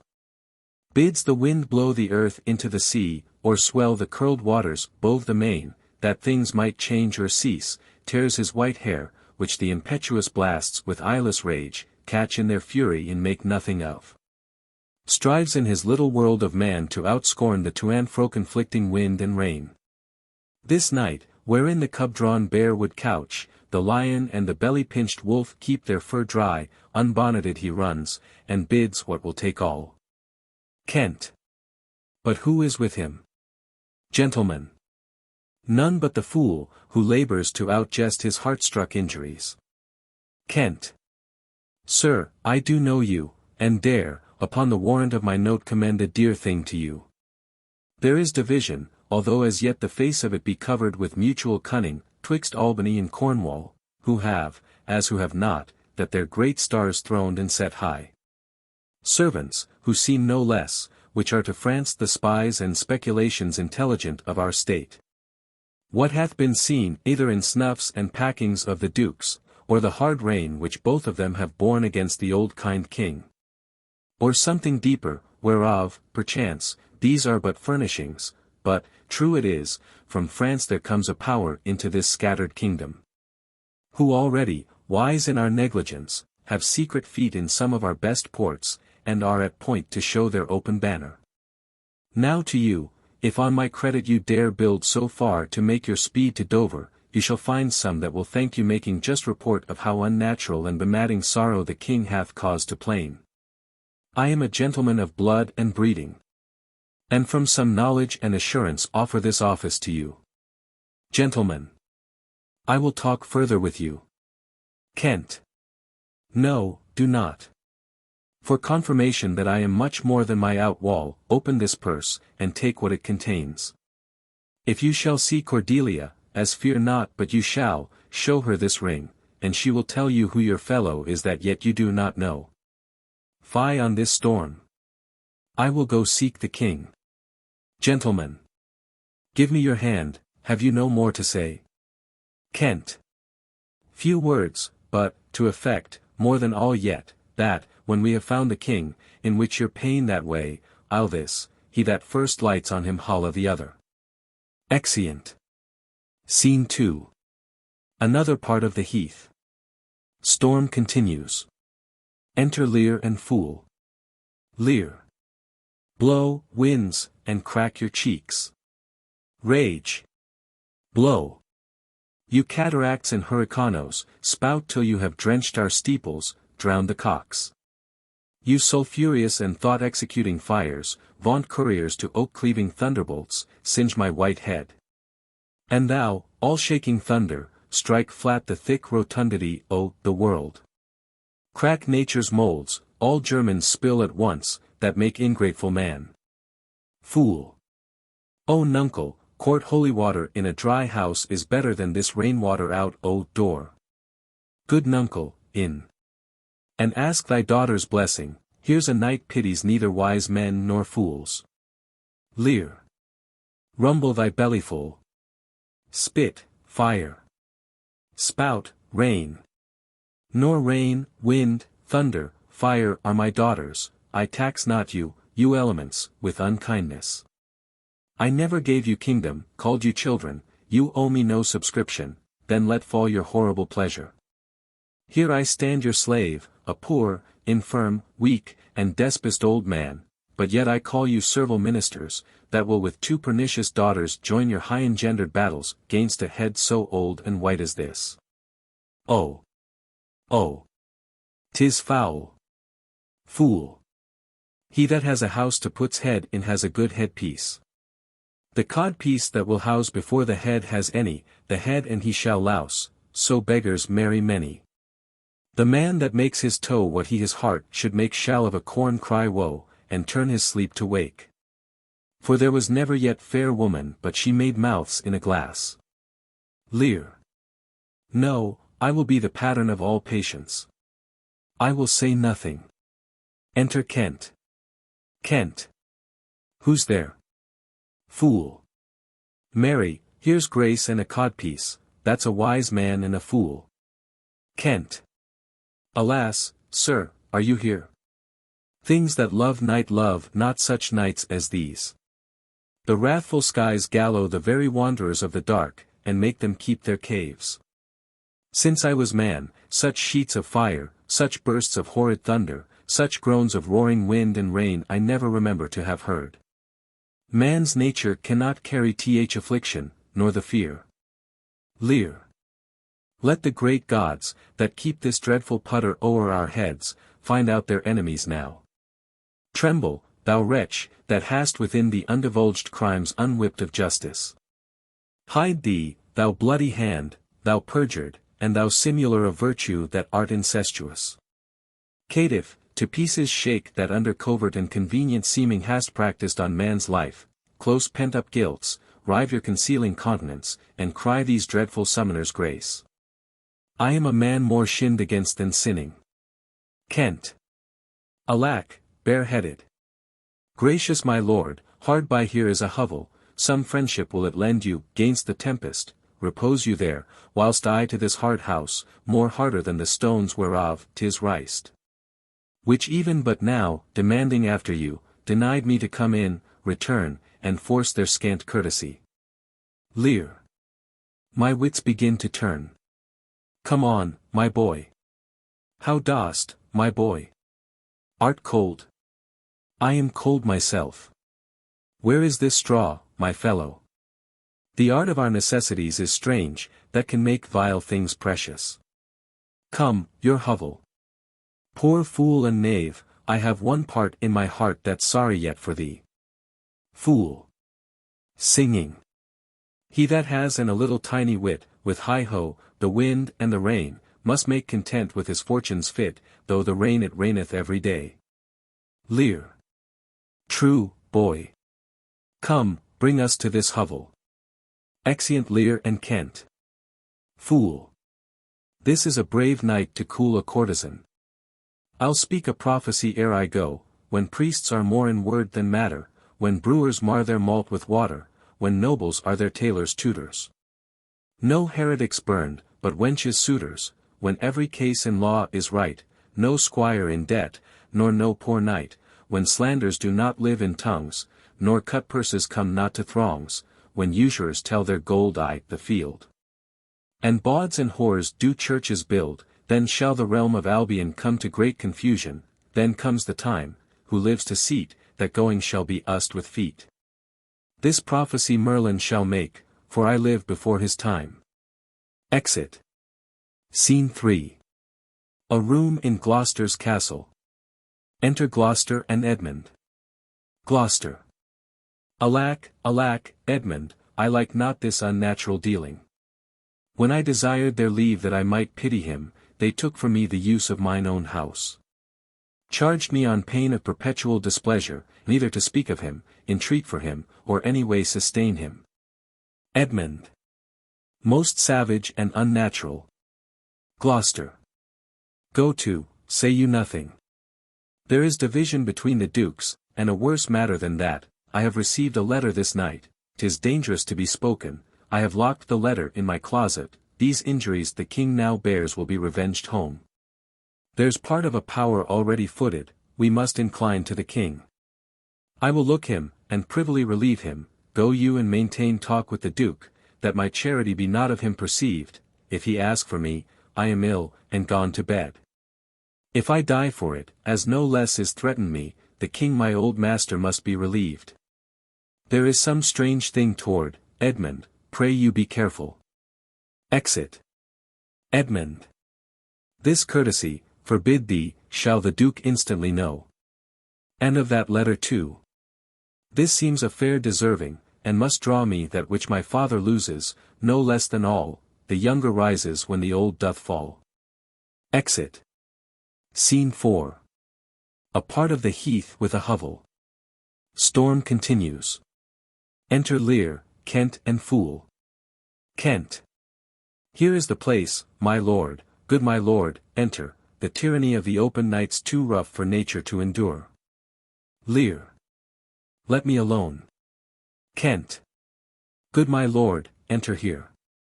Lear. Wilt break my heart? Kent. I had rather break mine own. Good my lord, enter. Lear.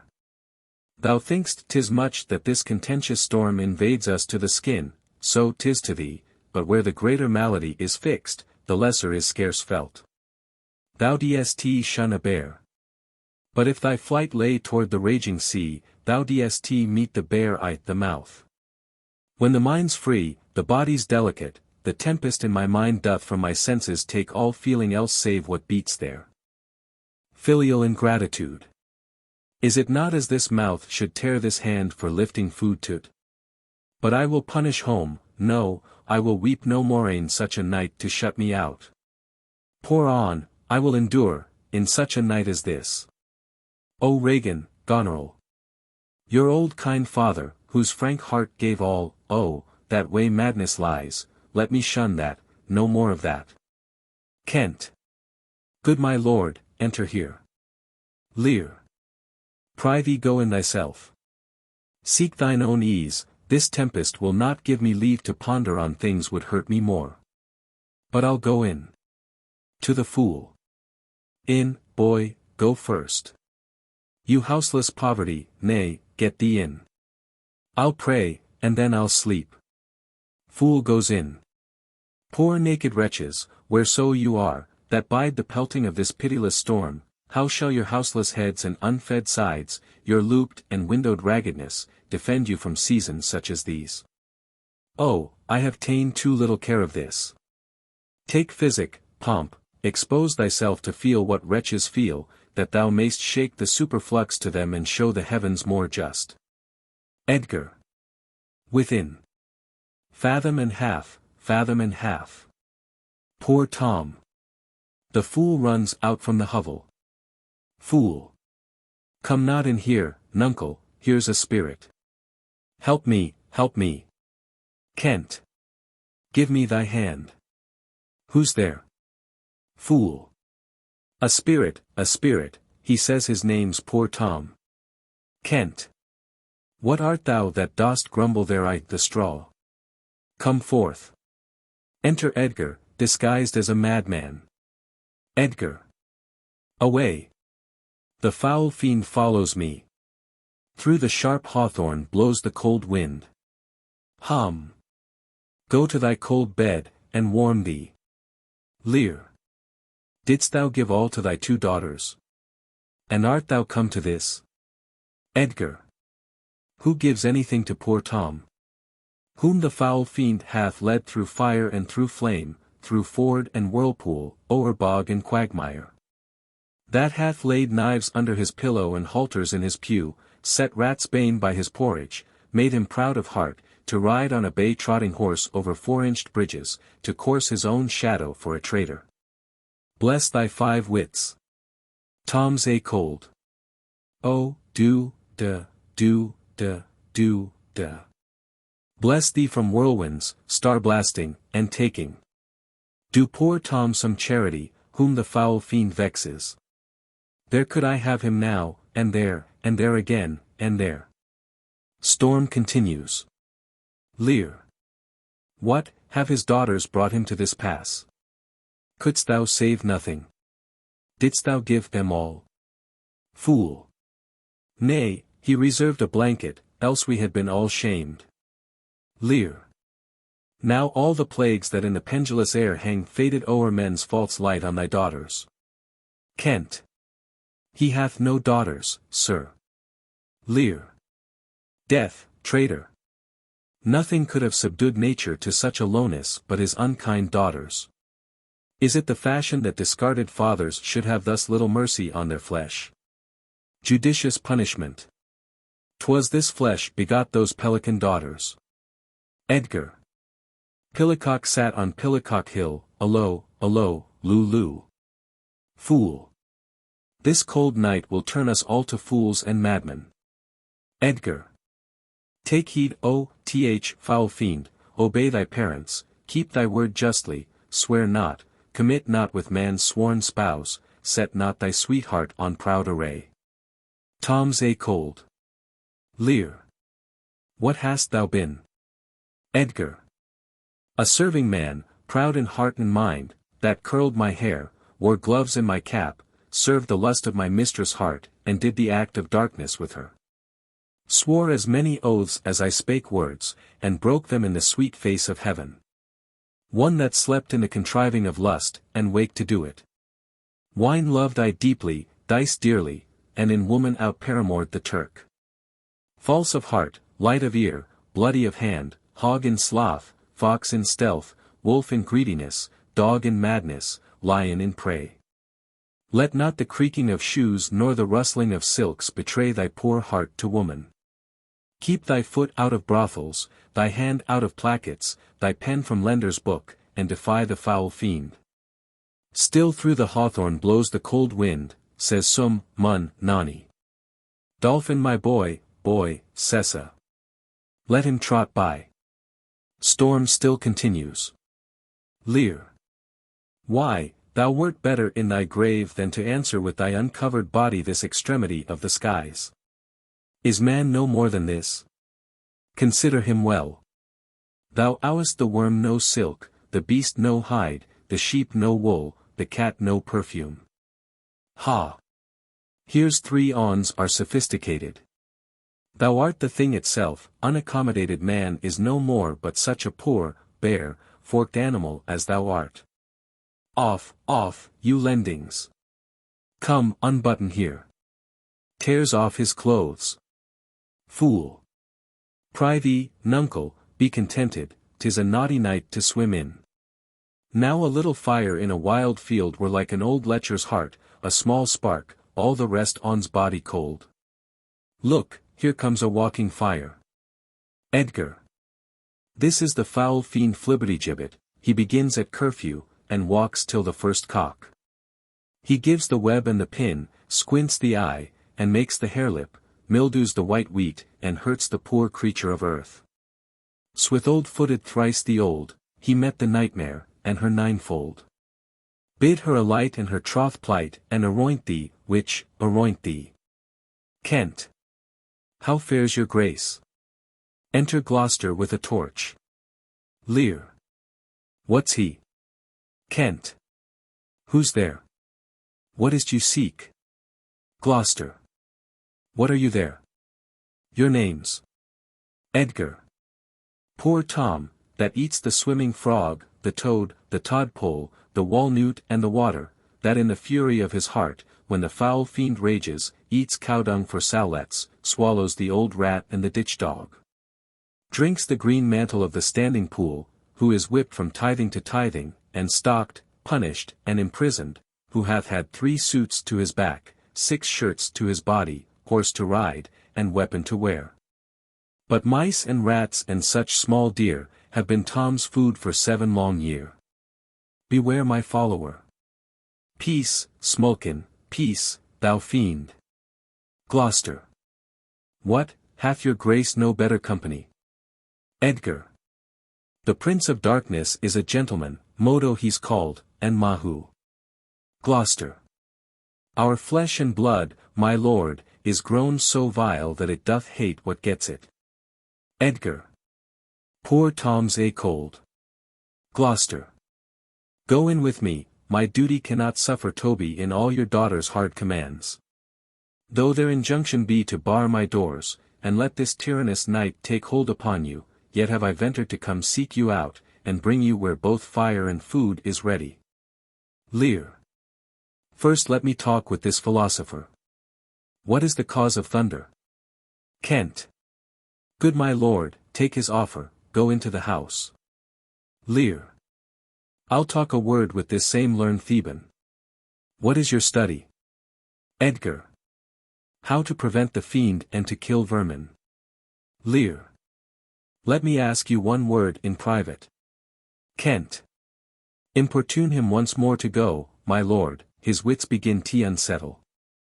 Gloucester. Canst thou blame him? His daughters seek his death. Ah, that good Kent. He said it would be thus, poor banished man. Thou sayest the king grows mad, I'll tell thee, friend, I am almost mad myself. I had a son, now outlawed from my blood, he sought my life but lately, very late, I loved him, friend, no father his son dearer, true to tell thee. Storm continues.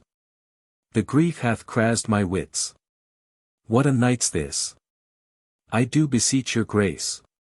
Lear. Oh, cry you mercy, sir. Noble philosopher, your company.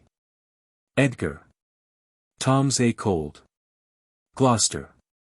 In, fellow, there, into the hovel, keep thee warm. Lear. Come, let's in all. Kent. This way, my lord. Lear. With him, I will keep still with my philosopher. Kent. Good my lord, soothe him, let him take the fellow. Gloucester. Take him you on. Kent. Sirrah, come on, go along with us. Lear. Come, good Athenian. Gloucester. No words, hush. Edgar. Child Roland to the dark tower came, his word was still, fie, faw, and fum, I smell the blood of a British man. Exeunt. Scene V. A room in Gloucester's castle. Enter Cornwall and Edmund. Cornwall. I will have my revenge ere I depart his house. Edmund. How, my lord, I may be censured, that nature thus gives way to loyalty, something fears me to think of. Cornwall. I now perceive it was not altogether your brother's evil disposition made him seek his death, but a provoking merit, set a work by a reprovable badness in himself. Edmund. How malicious is my fortune, that I must repent to be just. This is the letter he spoke of, which approves him an intelligent party to the advantages of France. O heavens! That this treason were not, or not I the detector. Cornwall. Go with me to the Duchess. Edmund. If the matter of this paper be certain, you have mighty business in hand. Cornwall. True or false, it hath made thee Earl of Gloucester. Seek out where thy father is, that he may be ready for our apprehension. Edmund. Aside. If I find him comforting the king, it will stuff his suspicion more fully. I will persevere in my course of loyalty, though the conflict be sore between that and my blood. Cornwall. I will lay trust upon thee. And thou shalt find a dearer father in my love. Exeunt. Scene 6. A chamber in a farmhouse adjoining the castle. Enter Gloucester, Lear, Kent, Fool and Edgar. Gloucester. Here is better than the open air, take it thankfully. I will piece out the comfort with what addition I can, I will not be long from you. Kent. All the power of his wits have given way to his impatience, the gods reward your kindness. Exit Gloucester. Edgar. Frateretto calls me. And tells me Nero is an angler in the lake of darkness. Pray, innocent, and beware the foul fiend. Fool. Prithee, nuncle, tell me whether a madman be a gentleman or a yeoman. Lear. A king, a king. Fool.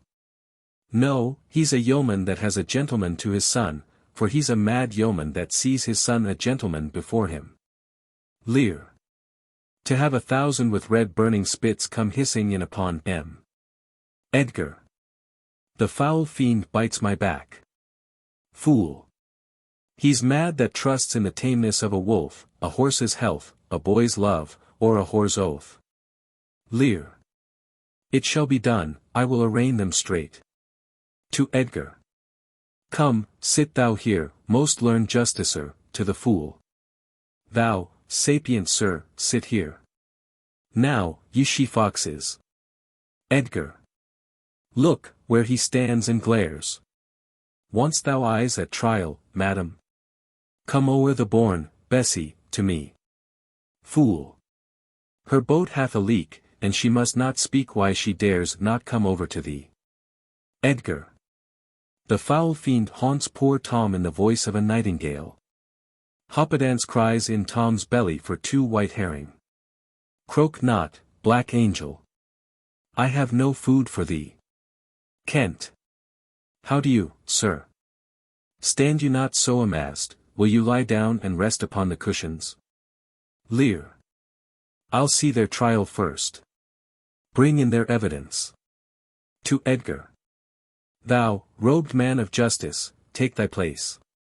To the fool. And thou, his yoke-fellow of equity, bench by his side. To Kent. You are the commission, sit you too. Edgar. Let us deal justly. Sleepest or wakest thou, jolly shepherd? Thy sheep be in the corn. And for one blast of thy minikin mouth thy sheep shall take no harm. Purr. The cat is grey. Lear. Arraign her first, 'tis Goneril. I here take my oath before this honourable assembly, she kicked the poor king her father. Fool. Come hither, mistress. Is your name Goneril? Lear. She cannot deny it. Fool. Cry you mercy, I took you for a joint stool. Lear. And here's another, whose warped looks proclaim what store her heart is made on.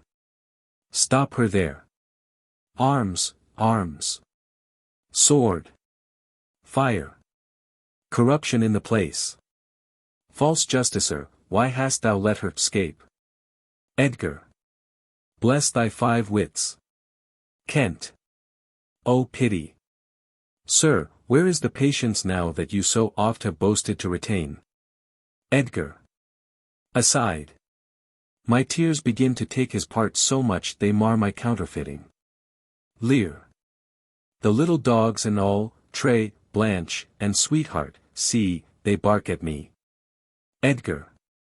Tom will throw his head at them. Avaunt, you curs. Be thy mouth or black or white, tooth that poisons if it bite, mastiff, greyhound, mongrel grim, hound or spaniel, brock or him, or bobtail tyke or trundletail, Tom will make them weep and wail. For, with throwing thus my head, dogs leap the hatch, and all are fled. Cessa. Come, march to wakes and fairs and market towns. Poor Tom, thy horn is dry. Lear. Then let them anatomize Regan, see what breeds about her heart. Is there any cause in nature that makes these hard hearts? To Edgar. You, sir, I entertain you for one of my 100, only I do not like the fashion of your garments. You'll say they are Persian, but let them be changed. Kent. Now, good my lord, lie here and rest a while. Lear. Make no noise, draw the curtains. So. We'll go to supper the morning. Fool. And I'll go to bed at noon. Enter Gloucester. Gloucester. Come hither, friend. Where is the king my master? Kent. Here, sir, but trouble him not, his wits are gone. Gloucester. Good friend, I pry thee, take him in thy arms, I have o'erheard a plot of death upon him, there is a litter ready. Lay him in't and drive towards Dover, friend, where thou shalt meet both welcome and protection. Take up thy master, if thou shouldst dally half an hour, his life, with thine, and all that offer to defend him, stand in assured loss. Take up, and follow me, that will to some provision give thee quick conduct. Kent. Oppressed nature sleeps. This rest might yet have balmed thy broken sinews, which, if convenience will not allow, stand in hard cure. Come, help to bear thy master, to the fool. Thou must not stay behind. Gloucester. Come, away. Exeunt Kent, Gloucester, and the fool bearing off Lear. Edgar. When we our betters see bearing our woes, we scarcely think our miseries our foes. Who alone suffers most the mind, leaving free things and happy shows behind, but then the mind much sufferance doth o'erskip when grief hath mates, and bearing fellowship. How light and portable my pain seems now, when that which makes me bend makes the king bow, he child as I fathered. Tom, away. Mark the high noises. And thyself bewray, when false opinion, whose wrong thoughts defile thee, in thy just proof repeals and reconciles thee. What will hap more tonight, safe 'scape the king. Lurk. Exit. Scene 7. A room in Gloucester's castle. Enter Cornwall, Regan, Goneril, Edmund and servants. Cornwall. Post speedily to my lord your husband, show him this letter, the army of France is landed. Seek out the traitor Gloucester. Exeunt some of the servants. Regan. Hang him instantly. Goneril. Pluck out his eyes. Cornwall. Leave him to my displeasure. Edmund, keep you our sister company, the revenges we are bound to take upon your traitorous father are not fit for your beholding. Advise the Duke where you are going, to a most festinate preparation, we are bound to the like. Our posts shall be swift and intelligent betwixt us. Farewell, dear sister, farewell, my Lord of Gloucester. Enter Oswald. How now? Where's the king? Oswald. My Lord of Gloucester hath conveyed him hence, some 5 or 36 of his knights, hot questrists after him, met him at gate. Who, with some other of the Lord's dependents, are gone with him toward Dover, where they boast to have well-armed friends. Cornwall. Get horses for your mistress. Goneril. Farewell, sweet lord, and sister. Cornwall. Edmund, farewell. Exeunt Goneril, Edmund and Oswald. Go seek the traitor Gloucester, pinion him like a thief, bring him before us. Exeunt other servants. Though well we may not pass upon his life without the form of justice, yet our power shall do a courtesy to our wrath, which men may blame, but not control. Who's there? The traitor? Enter Gloucester and servants. Regan. Ingrateful fox. 'Tis he. Cornwall. Bind fast his corky arms. Gloucester. What mean your graces? Good my friends, consider you are my guests. Do me no foul play, friends. Cornwall. Bind him, I say. Servants bind him. Regan. Hard, hard. O filthy traitor. Gloucester. Unmerciful lady as you are, I'm none. Cornwall. To this chair bind him. Villain, thou shalt find. Regan plucks his beard. Gloucester. By the kind gods, 'tis most ignobly done to pluck me by the beard. Regan. So white, and such a traitor. Gloucester. Naughty lady, these hairs which thou dost ravish from my chin will quicken, and accuse thee. I am your host, with robbers' hands my hospitable favours you should not ruffle thus. What will you do? Cornwall. Come, sir, what letters had you late from France? Regan. Be simple answered, for we know the truth. Cornwall. And what confederacy have you with the traitors, late-footed in the kingdom? Regan. To whose hands have you sent the lunatic king? Speak. Gloucester. I have a letter guessingly set down, which came from one that's of a neutral heart, and not from one opposed. Cornwall. Cunning. Regan. And false. Cornwall. Where hast thou sent the king? Gloucester. To Dover. Regan. Wherefore to Dover? Wast thou not charged at peril? Cornwall. Wherefore to Dover? Let him first answer that. Gloucester. I am tied to the stake, and I must stand the course. Regan. Wherefore to Dover, sir? Gloucester.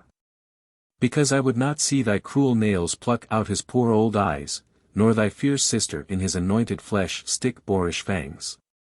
The sea, with such a storm as his bare head in hell-black night endured, would have buoyed up, and quenched the stelled fires, yet, poor old heart, he hoped the heavens to rain.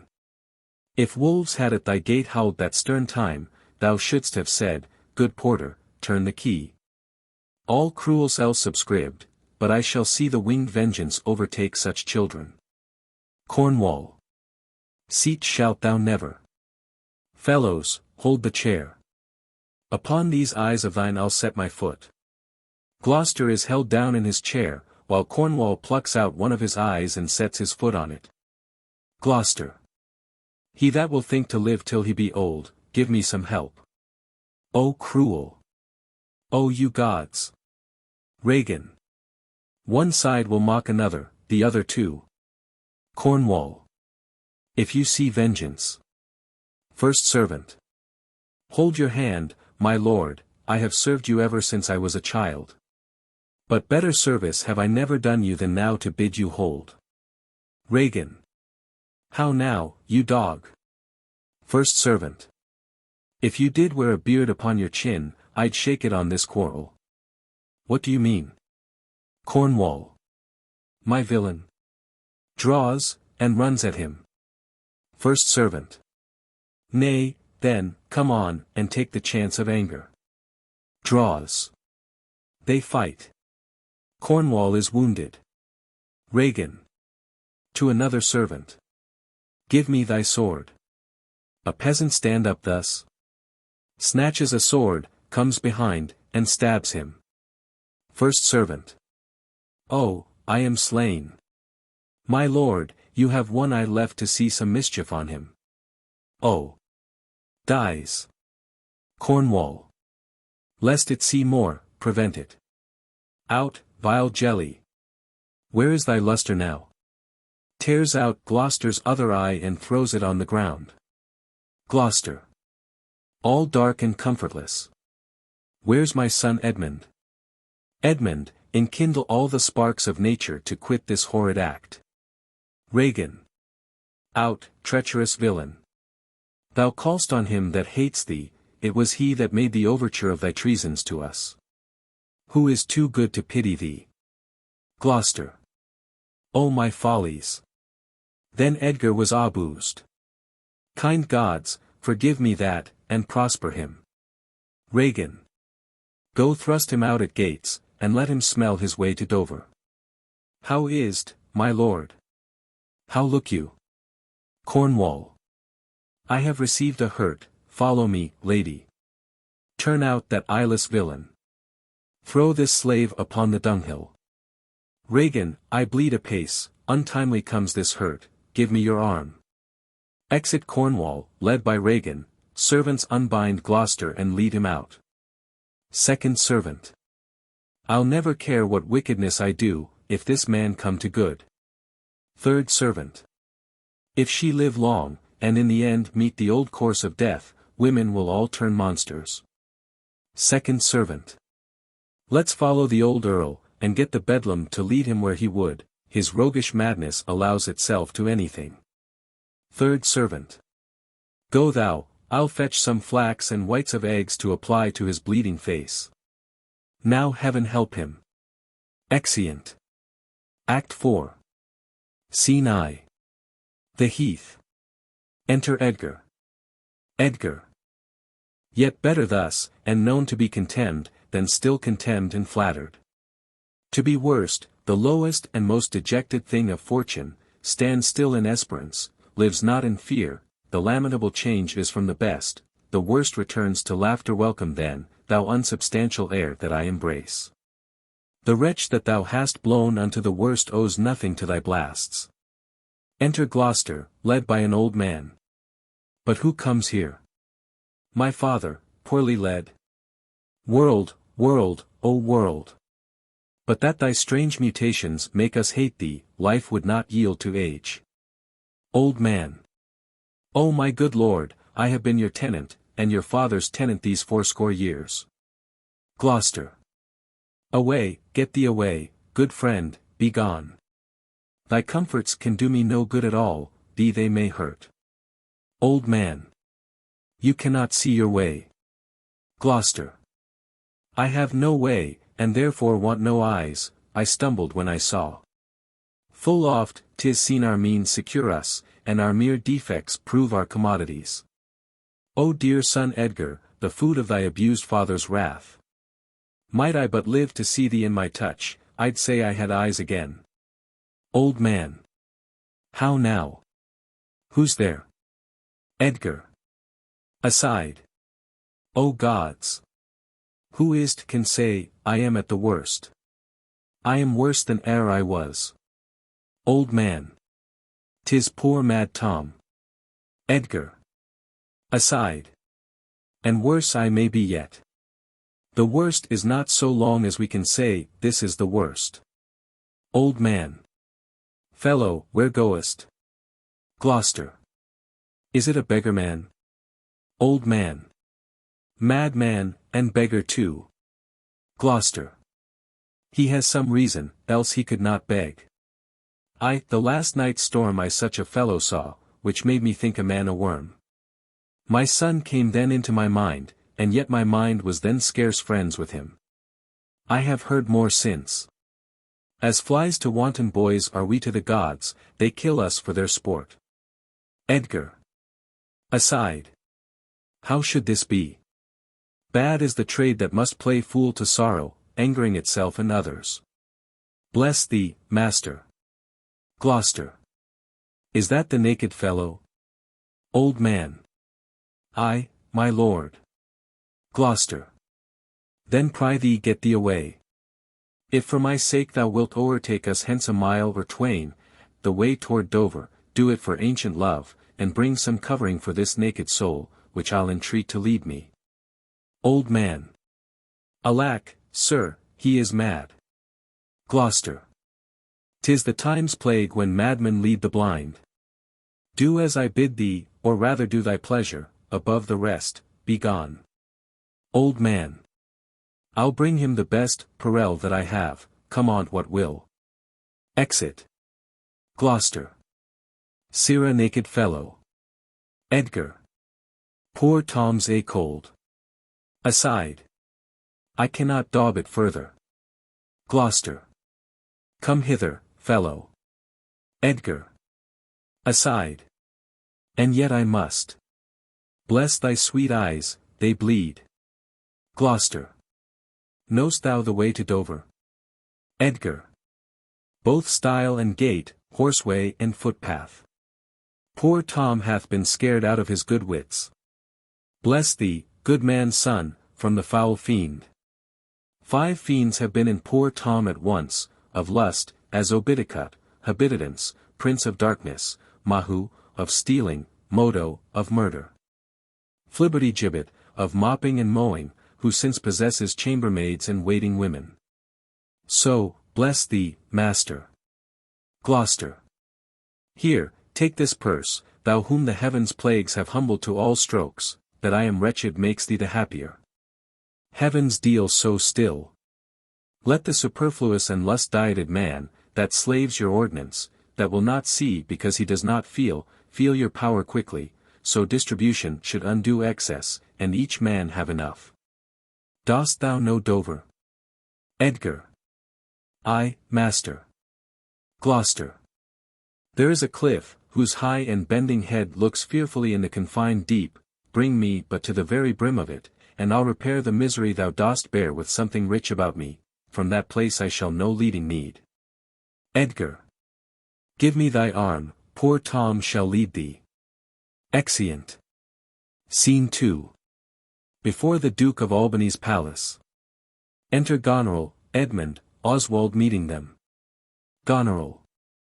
Welcome, my lord. I marvel our mild husband not met us on the way. Now, where's your master? Oswald. Madam, within, but never man so charmed. I told him of the army that was landed, he smiled at it, I told him you were coming, his answer was, the worse. Of Gloucester's treachery and of the loyal service of his son when I informed him, then he called me sot, and told me I had turned the wrong side out. What most he should dislike seems pleasant to him, what like, offensive. Goneril. To Edmund. Then shall you go no further. It is the cowish terror of his spirit, that dares not undertake. He'll not feel wrongs which tie him to an answer. Our wishes on the way may prove effects. Back, Edmund, to my brother. Hasten his musters and conduct his powers. I must change names at home, and give the distaff into my husband's hands. This trusty servant shall pass between us.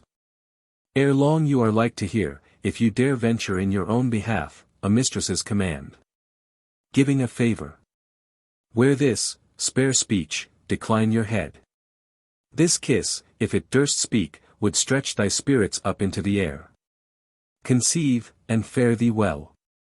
Edmund. Yours in the ranks of death. Exit Edmund. Goneril. My most dear Gloucester. Oh, the difference of man and man. To thee a woman's services are due, my fool usurps my body. Oswald. Madam, here comes my lord. Exit. Enter Albany. Goneril. I have been worth the whistle. Albany. O Goneril. You are not worth the dust which the rude wind blows in your face. I fear your disposition, that nature which contemns its origin cannot be bordered certain in itself. She that herself will sliver and disbranch from her material sap, perforce must wither and come to deadly use. Goneril. No more, the text is foolish. Albany. Wisdom and goodness to the vile seem vile, filth savor but themselves. What have you done? Tigers, not daughters, what have you performed? A father, and a gracious aged man, whose reverence even the head-lugged bear would lick, most barbarous, most degenerate, have you mad? Could my good brother suffer you to do it? A man, a prince, by him so benefited. If that the heavens do not their visible spirits send quickly down to tame these vile offences, it will come, humanity must perforce prey on itself, like monsters of the deep. Goneril. Milk-livered man. That bear'st a cheek for blows, a head for wrongs, who hast not in thy brows an eye discerning thine honour from thy suffering, that not know'st fools do those villains pity who are punished ere they have done their mischief. Where's thy drum? France spreads his banners in our noiseless land, with plumed helm thy state begins to threat, whilst thou, a moral fool, sit'st still, and criest, alack, why does he so? Albany. See thyself, devil. Proper deformity seems not in the fiend so horrid as in woman. Goneril. O vain fool. Albany. Thou changed and self-covered thing, for shame. Be monster not thy feature. Were't my fitness to let these hands obey my blood, they are apt enough to dislocate and tear thy flesh and bones. How thou art a fiend, a woman's shape doth shield thee. Goneril. Marry, your manhood, mew. Enter a messenger. Albany. What news? Messenger. Oh, my good lord, the Duke of Cornwall's dead, slain by his servant, going to put out the other eye of Gloucester. Albany. Gloucester's eyes. Messenger. A servant that he bred, thrilled with remorse, opposed against the act, bending his sword to his great master, who, thereat enragged, flew on him, and amongst them felled him dead. But not without that harmful stroke which since hath plucked him after. Albany. This shows you are above, you justicers, that these are nether crimes so speedily can venge. But, oh poor Gloucester! Lost he his other eye? Messenger. Both, my lord. This letter, madam, craves a speedy answer, 'tis from your sister. Goneril. Aside. One way I like this well, but being widow, and my Gloucester with her, may all the building in my fancy pluck upon my hateful life. Another way the news is not so tart. I'll read, and answer. Exit. Albany. Where was his son when they did take his eyes? Messenger. Come with my lady hither. Albany. He is not here. Messenger. No, my good lord, I met him back again. Albany. Knows he the wickedness? Messenger. Ay, my good lord. 'Twas he informed against him, and quit the house on purpose, that their punishment might have the freer course. Albany. Gloucester, I live to thank thee for the love thou showedst the king, and to revenge thine eyes. Come hither, friend, tell me what more thou knowst. Exeunt. Scene 3. The French camp near Dover. Enter Kent and a gentleman. Kent. Why the King of France is so suddenly gone back, know you no reason. Gentleman. Something he left imperfect in the state, which since his coming forth is thought of, which imports to the kingdom so much fear and danger that his personal return was most required and necessary. Kent. Who hath he left behind him general? Gentleman. The Mareschal of France, Monsieur Lafar. Kent. Did your letters pierce the queen to any demonstration of grief? Gentleman. Aye, sir, she took them, read them in my presence, and now and then an ample tear trilled down her delicate cheek. It seemed she was a queen over her passion, who, most rebel-like, sought to be king o'er her. Kent. Oh, then it moved her. Gentleman. Not to a rage, patience and sorrow strove who should express her goodliest. You have seen sunshine and rain at once, her smiles and tears were like a better day. Those happy smilets that played on her ripe lips seemed not to know what guests were in her eyes, which parted thence as pearls from diamonds dropped. In brief, sorrow would be a rarity most beloved, if all could so become it. Kent. Made she no verbal question? Gentleman. Faith, once or twice she heaved the name of father pantingly forth, as if it pressed her heart, cried, sisters, sisters. Shame of ladies. Sisters. Kent. Father. Sisters. What, I, the storm? I, the night? Let pity not be believed. There she shook the holy water from her heavenly eyes, and clamor mastered her, then away she started to deal with grief alone. Kent. It is the stars above us govern our conditions, else one's self-mate and mate could not beget such different issues. You spoke not with her since. Gentleman. No. Kent. Was this before the king returned? Gentleman. No, since. Kent. Well, sir, the poor distressed Lear's the town, who sometime, in his better tune, remembers what we are come about, and by no means will yield to see his daughter. Gentleman. Why, good sir? Kent. A sovereign shame so elbows him. His own unkindness, that stripped her from his benediction, turned her to foreign casualties, gave her dear rights to his dog-hearted daughters, these things sting his mind so venomously that burning shame detains him from Cordelia. Gentleman. Alack, poor gentleman. Kent. Of Albany's and Cornwall's powers you heard not? Gentleman. 'Tis so, they are afoot. Kent. Well, sir, I'll bring you to our master Lear and leave you to attend him. Some dear cause will in concealment wrap me up awhile. When I am known aright, ye shall not grieve lending me this acquaintance. I pray you, go along with me. Exeunt. Scene 4. The French camp. A tent. Enter with drum and colours, Cordelia, physician and soldiers. Cordelia. Alack, 'tis he, why, he was met even now as mad as the vexed sea, singing aloud, crowned with rank fumiter and furrow weeds, with harlocks, hemlock, nettles, cuckoo flowers, darnel, and all the idle weeds that grow in our sustaining corn. A century send forth, search every acre in the high-grown field, and bring him to our eye. Exit an officer. What can man's wisdom in the restoring his bereaved sense, he that helps him take all my outward worth? Physician. There is means, madam, our foster nurse of nature is repose, the which he lacks, that to provoke in him are many simples operative, whose power will close the eye of anguish. Cordelia. All blessed secrets, all you unpublished virtues of the earth, spring with my tears. Be aidant and remediate in the good man's distress. Seek, seek for him, lest his ungoverned rage dissolve the life that wants the means to lead it. Enter a messenger. Messenger. News, madam, the British powers are marching hitherward. Cordelia. 'Tis known before. Our preparation stands in expectation of them. O dear father, it is thy business that I go about. Therefore great France my mourning and important tears hath pitted.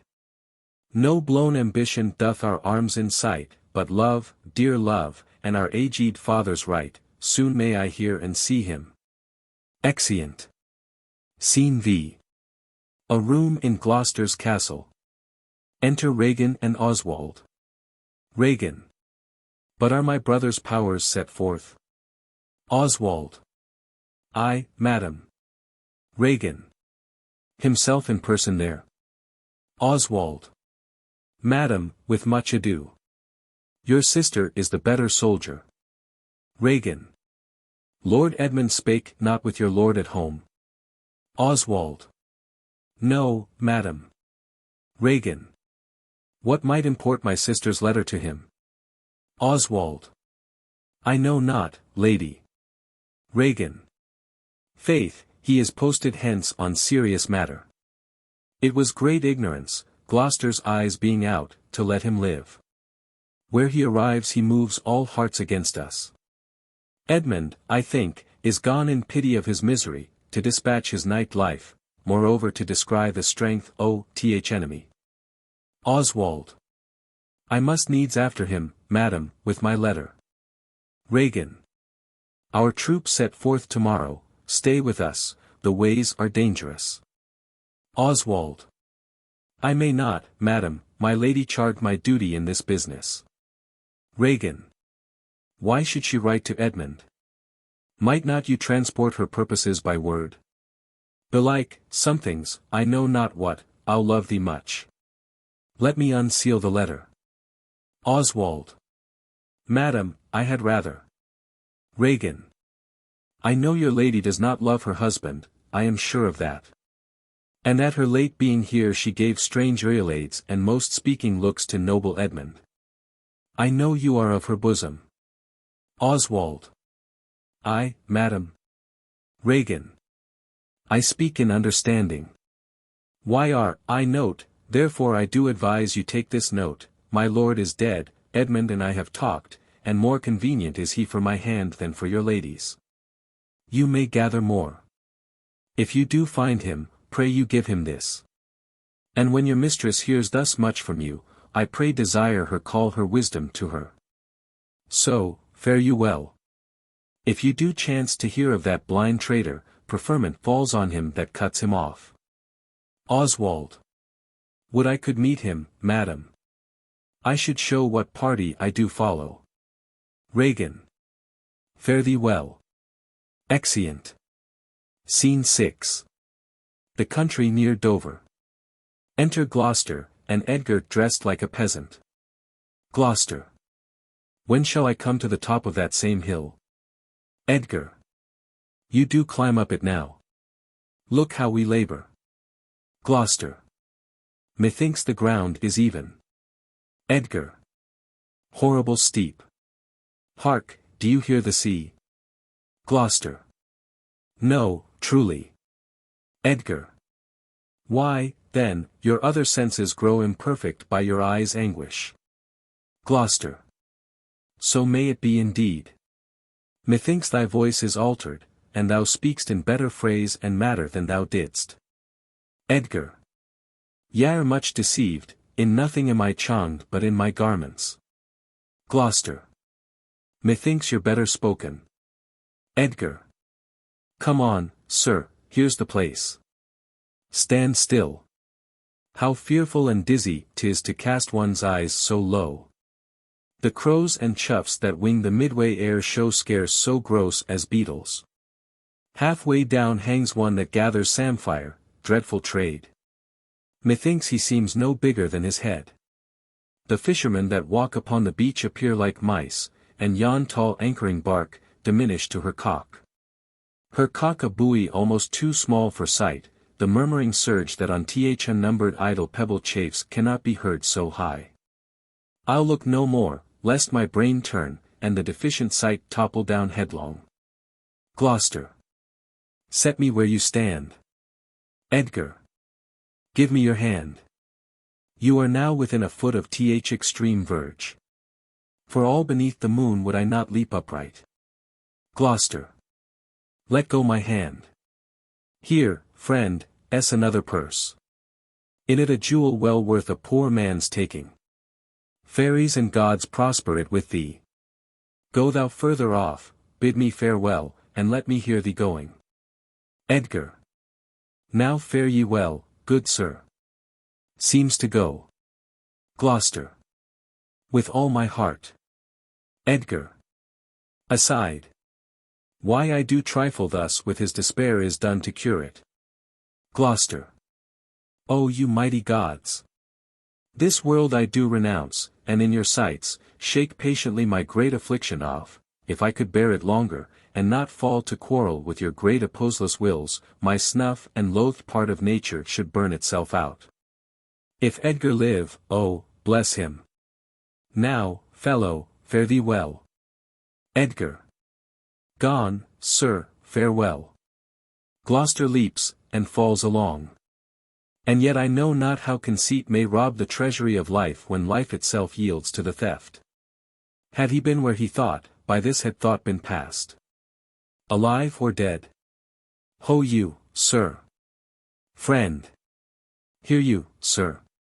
Speak. Thus might he pass indeed, yet he revives.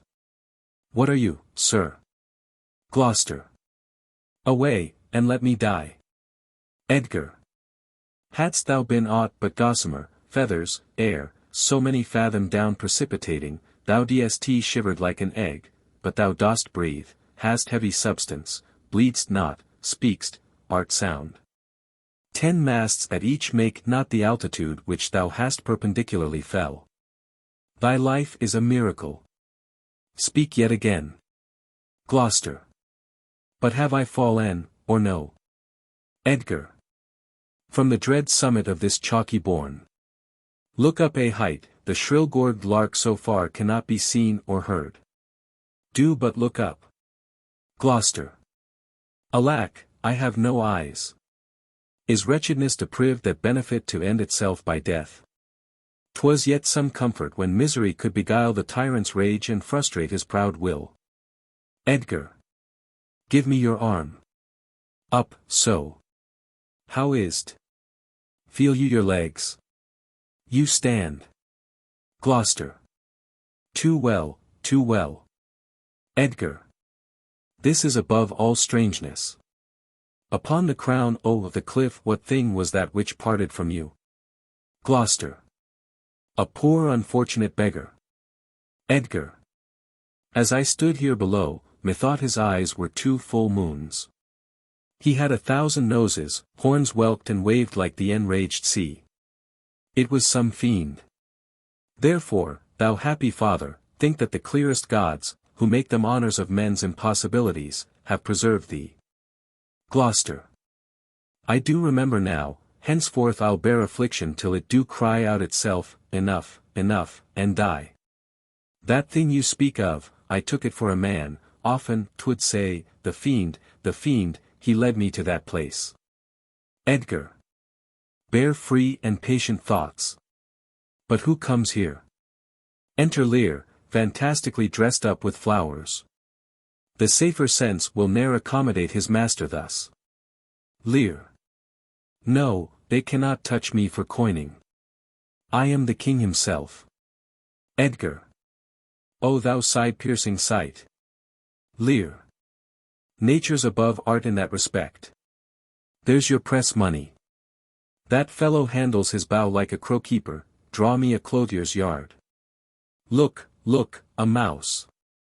Peace, peace, this piece of toasted cheese will do't. There's my gauntlet, I'll prove it on a giant. Bring up the brown bills. Oh, well flown, bird. I the clout, I the clout. Hugh. Give the word. Edgar. Sweet marjoram. Lear. Pass. Gloucester. I know that voice. Lear. Ha. Goneril with a white beard. They flattered me like a dog, and told me I had white hairs in my beard ere the black ones were there. To say aye and no to everything I said aye and no to was no good divinity. When the rain came to wet me once, and the wind to make me chatter, when the thunder would not peace at my bidding, there I found there I smelt out. Go to, they are not men, oh, their words, they told me I was everything. 'Tis a lie, I am not ague-proof. Gloucester. The trick of that voice I do well remember, is not the king. Lear. I, every inch a king. When I do stare, see how the subject quakes. I pardon that man's life. What was thy cause? Adultery?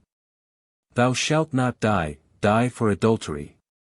No, the wren goes to't, and the small gilded fly does lecher in my sight. Let copulation thrive, for Gloucester's bastard son was kinder to his father than my daughters got 'tween the lawful sheets. Toot, luxury, pell-mell. For I lack soldiers. Behold yon simpering dame, whose face between her forks presages snow, that minces virtue, and does shake the head to hear of pleasure's name.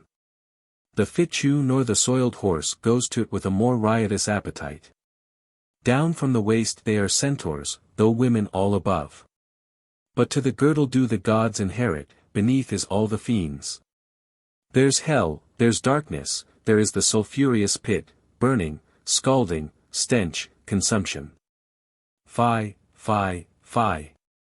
Pah, pah. Give me an ounce of civet, good apothecary, to sweeten my imagination. There's money for thee. Gloucester. Oh, let me kiss that hand. Lear. Let me wipe it first, it smells of mortality. Gloucester. O ruined piece of nature, this great world shall so wear out to naught. Dost thou know me? Lear. I remember thine eyes well enough. Dost thou squiny at me? No, do thy worst, blind Cupid, I'll not love. Read thou this challenge, mark but the penning of it. Gloucester. Were all the letters sons, I could not see one. Edgar. I would not take this from report, it is, and my heart breaks at it.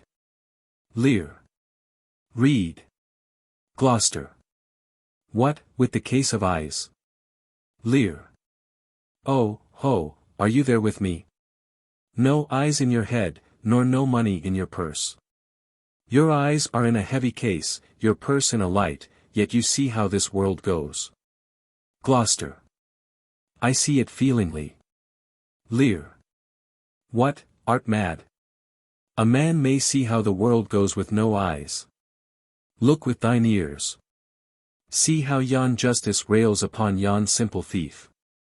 Hark, in thine ear, change places, and, handy-dandy, which is the justice, which is the thief?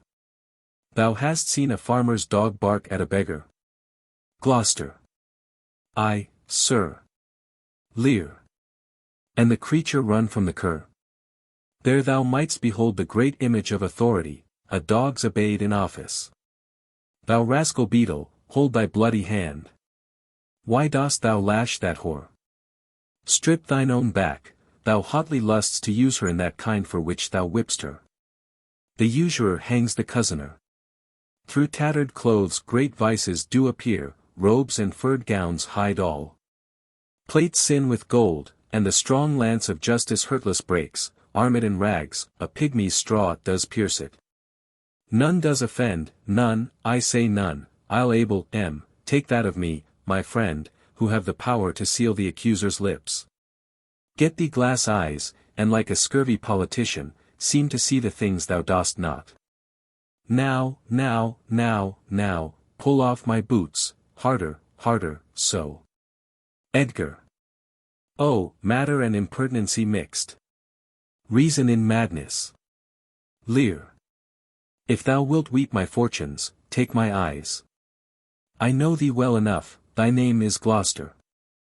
Thou must be patient, we came crying hither, thou know'st the first time that we smell the air we wail and cry. I will preach to thee, mark. Gloucester. Alack, alack the day. Lear.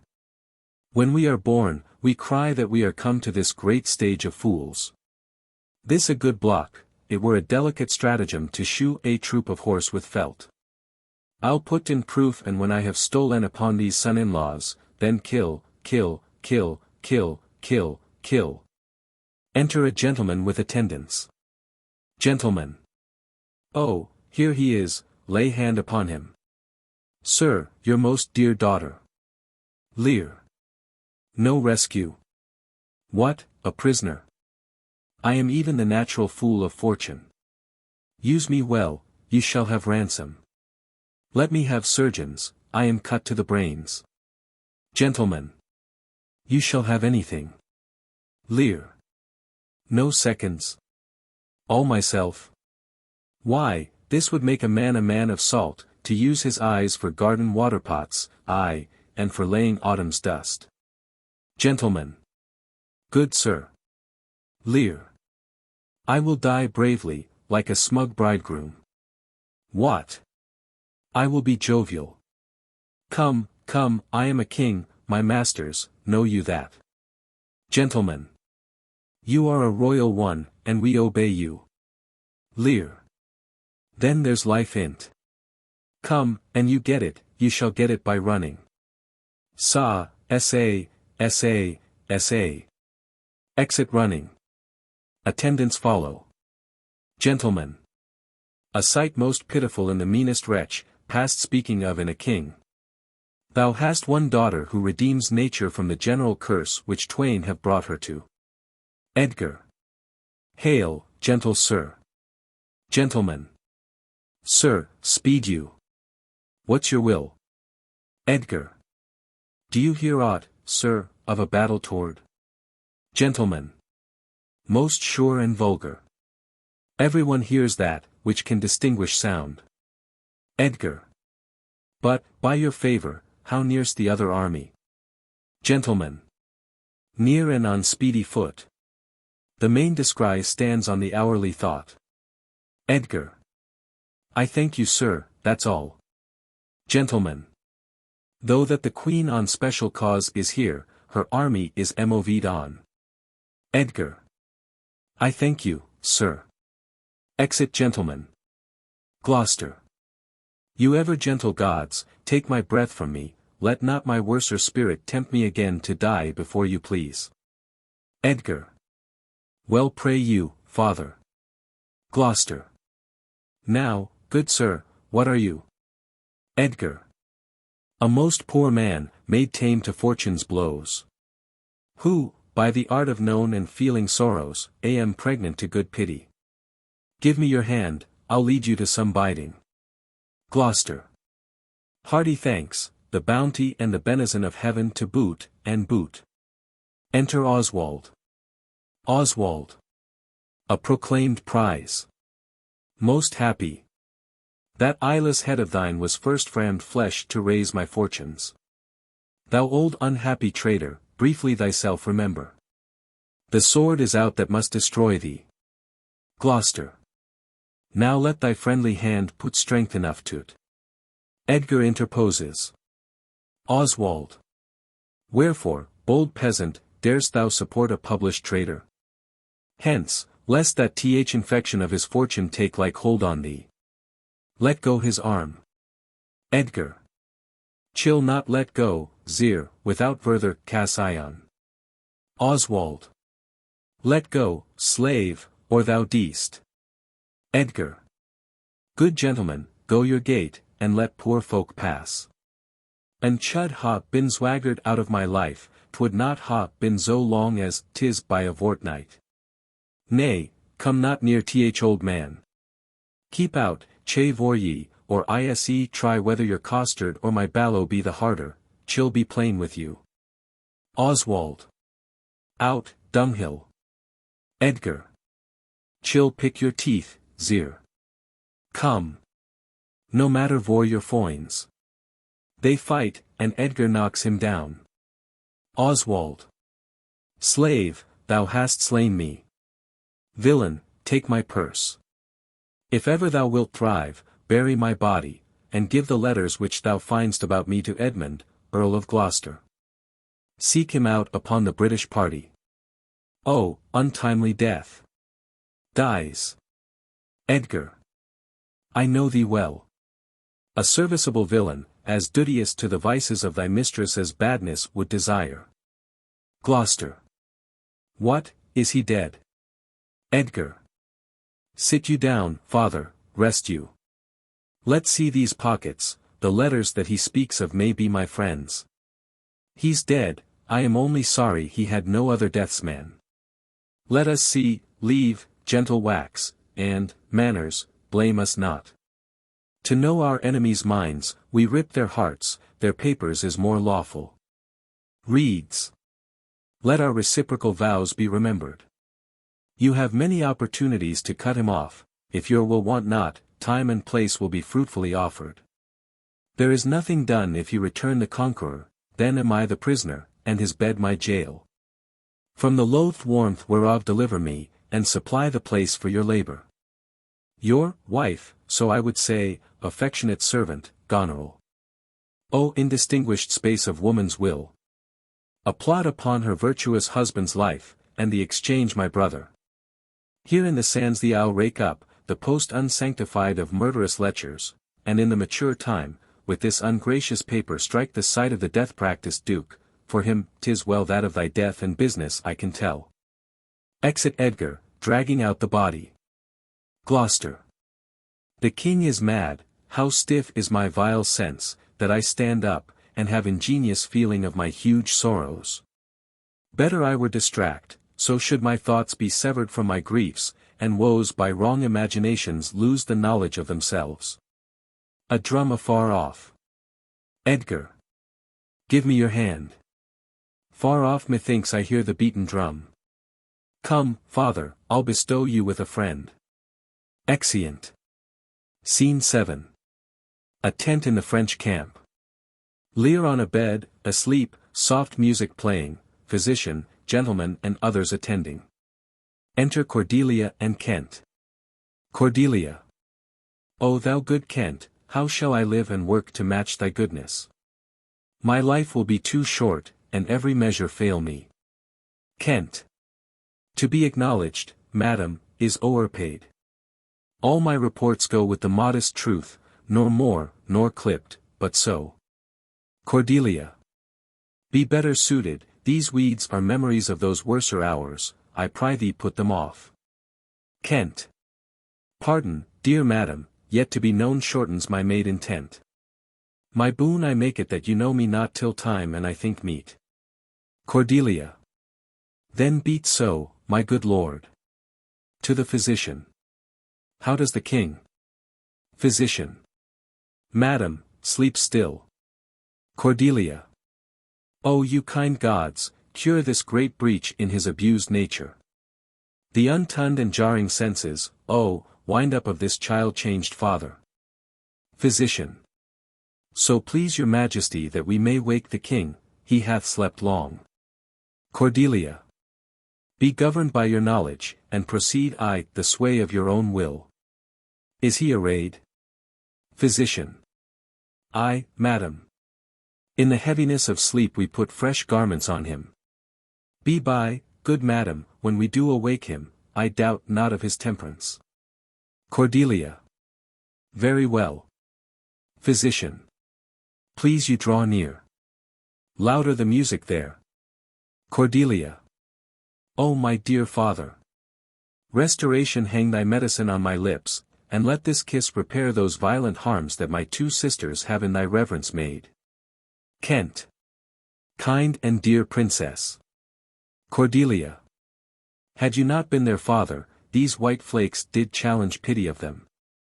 Was this a face to be opposed against the warring winds? To stand against the deep dread-bolted thunder? In the most terrible and nimble stroke of quick cross lightning? To watch, poor Perdue. With this thin helm? Mine enemy's dog, though he had bit me, should have stood that night against my fire, and wast thou fain, poor father, to hovel thee with swine and rogues forlorn in short and musty straw? Alack, alack! 'Tis wonder that thy life and wits at once had not concluded all. He wakes, speak to him. Physician. Madam, do you, 'tis fittest. Cordelia. How does my royal lord? How fares your majesty? Lear. You do me wrong to take me out, oh, the grave. Thou art a soul in bliss, but I am bound upon a wheel of fire, that mine own tears do scald like molten lead. Cordelia. Sir, do you know me? Lear. You are a spirit, I know, when did you die? Cordelia. Still, far wide. Physician. He's scarce awake, let him alone a while. Lear. Where have I been? Where am I? Fair daylight. I am mightily abused. I should e'en die with pity, to see another thus. I know not what to say. I will not swear these are my hands, let's see. I feel this pin prick. Would I were assured of my condition. Cordelia. Oh, look upon me, sir, and hold your hands in benediction o'er me. No, sir, you must not kneel. Lear. Pray, do not mock me, I am a very foolish fond old man, 80 and upward, not an hour more nor less, and to deal plainly, I fear I am not in my perfect mind. Methinks I should know you, and know this man. Yet I am doubtful, for I am mainly ignorant what place this is, and all the skill I have remembers not these garments, nor I know not where I did lodge last night. Do not laugh at me, for, as I am a man, I think this lady to be my child Cordelia. Cordelia. And so I am. I am. Lear. Be your tears wet? Yes, faith. I pray weep not, if you have poison for me, I will drink it. I know you do not love me, for your sisters have, as I do remember, done me wrong. You have some cause, they have not. Cordelia. No cause, no cause. Lear. Am I in France? Kent. In your own kingdom, sir. Lear. Do not abuse me. Physician. Be comforted, good madam, the great rage, you see, is killed in him, and yet it is danger to make him even o'er the time he has lost. Desire him to go in, trouble him no more till further settling. Cordelia. Wilt please your highness walk? Lear. You must bear with me, pray you now, forget and forgive, I am old and foolish. Exeunt Lear, Cordelia, physician and attendants. Gentlemen. Holds it true, sir, that the Duke of Cornwall was so slain? Kent. Most certain, sir. Gentlemen. Who is conductor of his people? Kent. As 'tis said, the bastard son of Gloucester. Gentlemen. They say Edgar, his banished son, is with the Earl of Kent in Germany. Kent. Report is changeable. 'Tis time to look about. The powers of the kingdom approach apace. Gentlemen. The arbitrament is like to be bloody. Fare you well, sir. Exit. Kent. My point and period will be throughly wrought, or well or ill, as this day's battles fought. Exit. Act V. Scene I. The camp of the British forces near Dover. Enter, with drum and colours Edmund, Regan, officers, soldiers and others. Edmund. Know of the Duke if his last purpose hold, or whether since he is advised by aught to change the course, he's full of alteration and self-reproving, bring his constant pleasure. To an officer, who goes out. Regan. Our sister's man is certainly miscarried. Edmund. 'Tis to be doubted, madam. Regan. Now, sweet lord, you know the goodness I intend upon you, tell me but truly, but then speak the truth, do you not love my sister? Edmund. In honoured love. Regan. But have you never found my brother's way to the forfended place? Edmund. That thought abuses you. Regan. I am doubtful that you have been conjunct and bosomed with her, as far as we call hers. Edmund. No, by mine honour, madam. Regan. I never shall endure her, dear my lord, be not familiar with her. Edmund. Fear not, she and the Duke her husband. Enter with drum and colours Albany, Goneril and soldiers. Goneril. Aside. I had rather lose the battle than that sister should loosen him and me. Albany. Our very loving sister, well be met. Sir, this I heard, the king is come to his daughter, with others whom the rigour of our state forked to cry out. Where I could not be honest, I never yet was valiant. For this business, it toucheth us as France invades our land, not bolds the king, with others whom I fear most just and heavy causes make oppose. Edmund. Sir, you speak nobly.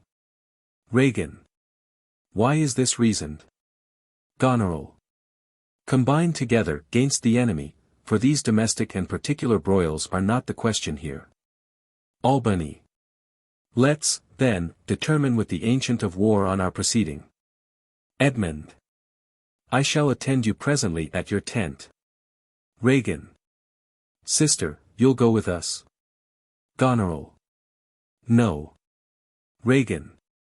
'Tis most convenient, pray you, go with us. Goneril. Aside. Oh, ho, I know the riddle. I will go. Exeunt Edmund, Regan, Goneril, officers, soldiers and attendants. As they are going out, enter Edgar disguised. Edgar. If e'er your grace had speech with man so poor, hear me one word. Albany. I'll overtake you. Speak. Edgar. Before you fight the battle, ope this letter. If you have victory, let the trumpet sound for him that brought it. Wretched though I seem, I can produce a champion that will prove what is avouched there. If you miscarry, your business of the world hath so an end, and machination ceases. Fortune love you. Albany. Stay till I have read the letter. Edgar. I was forbid it. When time shall serve, let but the herald cry, and I'll appear again. Albany. Why, fare thee well. I will o'erlook thy paper. Exit Edgar. Enter Edmund. Edmund. The enemies in view, draw up your powers. Here is the guess of their true strength and forces by diligent discovery, but your haste is now urged on you. Albany. We will greet the time. Exit. Edmund. To both these sisters have I sworn my love, each jealous of the other, as the stung are of the adder. Which of them shall I take? Both? One? Or neither? Neither can be enjoyed, if both remain alive. To take the widow exasperates, makes mad her sister Goneril, and hardly shall I carry out my side, her husband being alive. Now, then, we'll use his countenance for the battle. Which being done, let her who would be rid of him devise his speedy taking off. As for the mercy which he intends to Lear and to Cordelia, the battle done, and they within our power, shall never see his pardon, for my state stands on me to defend, not to debate. Exit. Scene 2. A field between the two camps. Alarum within. Enter with drum and colours, Lear, Cordelia and their forces, and exeunt. Enter Edgar and Gloucester. Edgar. Here, father, take the shadow of this tree for your good host. Pray that the right may thrive, if ever I return to you again, I'll bring you comfort. Gloucester.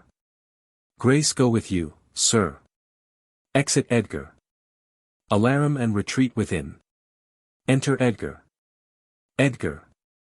Away, old man, give me thy hand, away. King Lear hath lost, he and his daughter ta'en, give me thy hand, come on. Gloucester. No further, sir, a man may rot even here. Edgar. What, in ill thoughts again? Men must endure their going hence, even as their coming hither, ripeness is all. Come on. Gloucester. And that's true too. Exeunt. Scene 3. The British camp near Dover. Enter in conquest with drum and colours, Edmund, Lear and Cordelia as prisoners, officers, soldiers, and Edmund. Some officers take them away, good guard until their greater pleasures first be known that are to censure them. Cordelia. We are not the first who with best meaning have incurred the worst. For thee, oppressed king, I am cast down. Myself could else outfrown false fortune's frown. Shall we not see these daughters and these sisters? Lear. No, no, no, no. Come, let's away to prison, we two alone will sing like birds I, the cage, when thou dost ask me blessing I'll kneel down and ask of thee forgiveness. So we'll live, and pray, and sing, and tell old tales, and laugh at gilded butterflies, and hear poor rogues talk of court news, and we'll talk with them too, who loses and who wins, who's in, who's out. And take upon's the mystery of things, as if we were God's spies. And we'll wear out, in a walled prison, packs and sects of great ones that ebb and flow by the moon. Edmund. Take them away. Lear. Upon such sacrifices, my Cordelia, the gods themselves throw incense. Have I caught thee? He that parts us shall bring a brand from heaven, and fire us hence like foxes. Wipe thine eyes. The good years shall devour them, flesh and fell, ere they shall make us weep. We'll see them starve first, come. Exeunt Lear and Cordelia, guarded. Edmund. Come hither, Captain, hark. Take thou this note, giving a paper, go follow them to prison. One step I have advanced thee, if thou dost as this instructs thee, thou dost make thy way to noble fortunes. Know thou this, that men are as the time is, to be tender-minded does not become a sword. Thy great employment will not bear question. Either say thou lt do't, or thrive by other means. Captain. I'll do't, my lord. Edmund. About it, and right happy when thou hast done. Mark, I say, instantly, and carry it so as I have set it down. Captain. I cannot draw a cart, nor eat dried oats. If it be man's work, I'll do't. Exit. Flourish. Enter Albany, Goneril, Regan, officers and attendants. Albany. Sir, you have showed today your valiant strain, and fortune led you well. You have the captives who were the opposites of this day's strife. I do require them of you, so to use them as we shall find their merits and our safety may equally determine. Edmund. Sir, I thought it fit to send the old and miserable king to some retention and appointed guard, whose age has charms in it, whose title more, to pluck the common bosom on his side, and turn our impressed lances in our eyes which do command them. With him I sent the queen, my reason all the same. And they are ready tomorrow, or at further space, to appear where you shall hold your session. At this time we sweat and bleed, the friend hath lost his friend, and the best quarrels in the heat are cursed by those that feel their sharpness. The question of Cordelia and her father requires a fitter place. Albany, sir, by your patience, I hold you but a subject of this war, not as a brother. Regan. That's as we list to grace him. Methinks our pleasure might have been demanded ere you had spoke so far. He led our powers, bore the commission of my place and person, the which immediacy may well stand up and call itself your brother. Goneril. Not so hot, in his own grace he doth exalt himself, more than in your addition. Regan. In my rights, by me invested, he compeers the best. Albany. That were the most, if he should husband you. Regan. Jesters do oft prove prophets. Goneril. Holla, holla. That I that told you so looked but a squint. Regan. Lady, I am not well, else I should answer from a full-flowing stomach. General, take thou my soldiers, prisoners, patrimony, dispose of them, of me. The walls are thine, witness the world that I create thee here my lord and master. Goneril. Mean you to enjoy him? Albany. The let alone lies not in your good will. Edmund. Nor in thine, lord. Albany. Half-blooded fellow, yes. Regan. To Edmund. Let the drum strike, and prove my title thine. Albany. Stay yet, hear reason, Edmund, I arrest thee on capital treason, and, in thine arrest, this gilded serpent. Pointing to Goneril.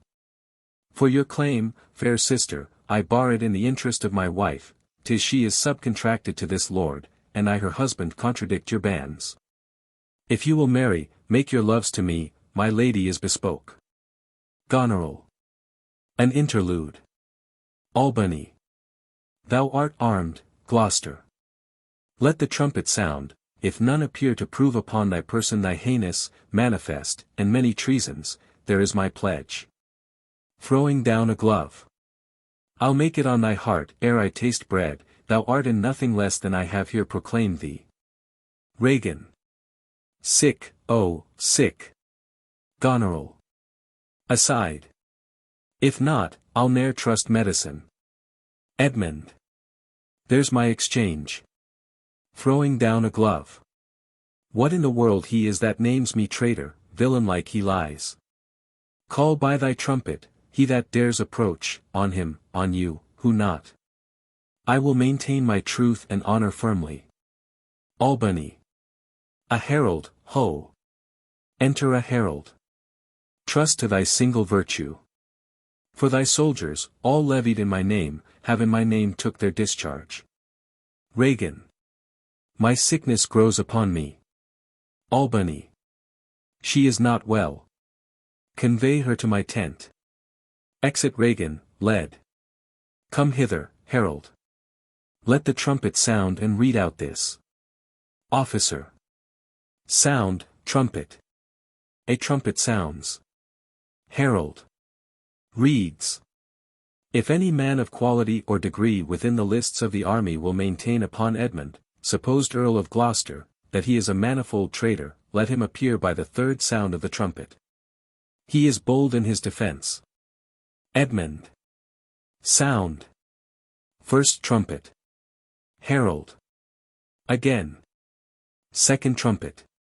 Herald. Again. Third trumpet. Trumpet answers within. Enter Edgar, armed, preceded by a trumpet. Albany. Ask him his purposes, why he appears upon this call, oh, the trumpet. Herald. What are you? Your name, your quality. And why you answer this present summons? Edgar. No, my name is lost, by treason's tooth bare gnawn and cankerbit. Yet am I noble as the adversary I come to cope. Albany. Which is that adversary? Edgar. What's he that speaks for Edmund, Earl of Gloucester? Edmund. Himself, what say'st thou to him? Edgar. Draw thy sword, that if my speech offend a noble heart, thy arm may do thee justice. Here is mine. Behold, it is the privilege of mine honors, my oath, and my profession, I protest, maugre thy strength, youth, place, and eminence, despite thy victor's sword and fire new fortune, thy valor and thy heart, thou art a traitor. False to thy gods, thy brother, and thy father, conspirant, gainst this high illustrious prince, and, from the extremest upward of thy head to the descent and dust beneath thy foot, a most toad-spotted traitor. Say thou, no, this sword, this arm, and my best spirits are bent to prove upon thy heart, whereto I speak, thou least. Edmund. In wisdom I should ask thy name. But since thy outside looks so fair and warlike, and that thy tongue some say of breeding breathes, what safe and nicely I might well delay by rule of knighthood, I disdain and spurn. Back do I toss those treasons to thy head, with the hell-hated lie o'erwhelm thy heart, which for they yet glance by and scarcely bruise, this sword of mine shall give them instant way, where they shall rest forever. Trumpets, speak. Alarums. They fight. Edmund falls. Albany. Save him, save him. Goneril. This is mere practice, Gloucester, by the law of arms thou wast not bound to answer an unknown opposite, thou art not vanquished, but cozened and beguiled. Albany. Shut your mouth, dame, or with this paper shall I stop it.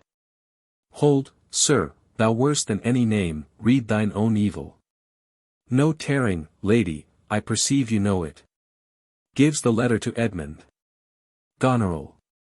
Say if I do, the laws are mine, not thine, who can arraign me for't? Exit. Albany. Most monstrous. Oh. Know'st thou this paper? Edmund. Ask me not what I know. Albany. To an officer, who goes out. Go after her, she's desperate, govern her. Edmund. What you have charged me with, that have I done, and more, much more, the time will bring it out.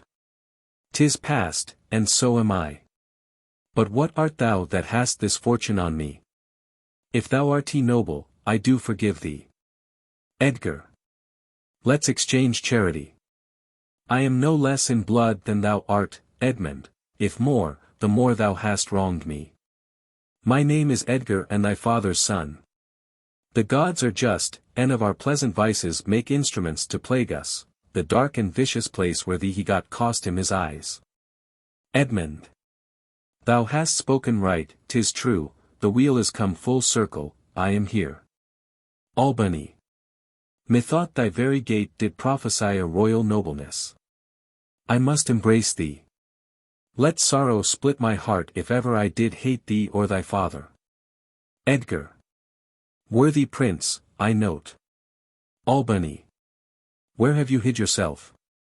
How have you known the miseries of your father? Edgar. By nursing them, my lord. List a brief tale, and when 'tis told, oh that my heart would burst. The bloody proclamation to escape that followed me so near, oh, our lives' sweetness. That with the pain of death we'd hourly die rather than die at once, taught me to shift into a madman's rags, to assume a semblance that very dogs disdained, and in this habit met I my father with his bleeding rings, their precious stones new lost. Became his guide, led him, begged for him, saved him from despair, never, O fault, revealed myself unto him until some half hour passed, when I was armed. Not sure, though hoping of this good success, I asked his blessing, and from first to last told him my pilgrimage. But his flawed heart, alack, too weak the conflict to support. Twixt two extremes of passion, joy and grief, burst smilingly. Edmund. This speech of yours hath moved me, and shall perchance do good, but speak you on, you look as you had something more to say. Albany. If there be more woeful, hold it in, for I am almost ready to dissolve, hearing of this. Edgar. This would have seemed a period to such as love not sorrow, but another, to amplify too much, would make much more, and top extremity. Whilst I was big in clamour, came there a man who, having seen me in my worst estate, shunned my abhorred society. But then finding who 'twas that so endured, with his strong arms he fastened on my neck, and bellowed out as he'd burst heaven, threw him on my father.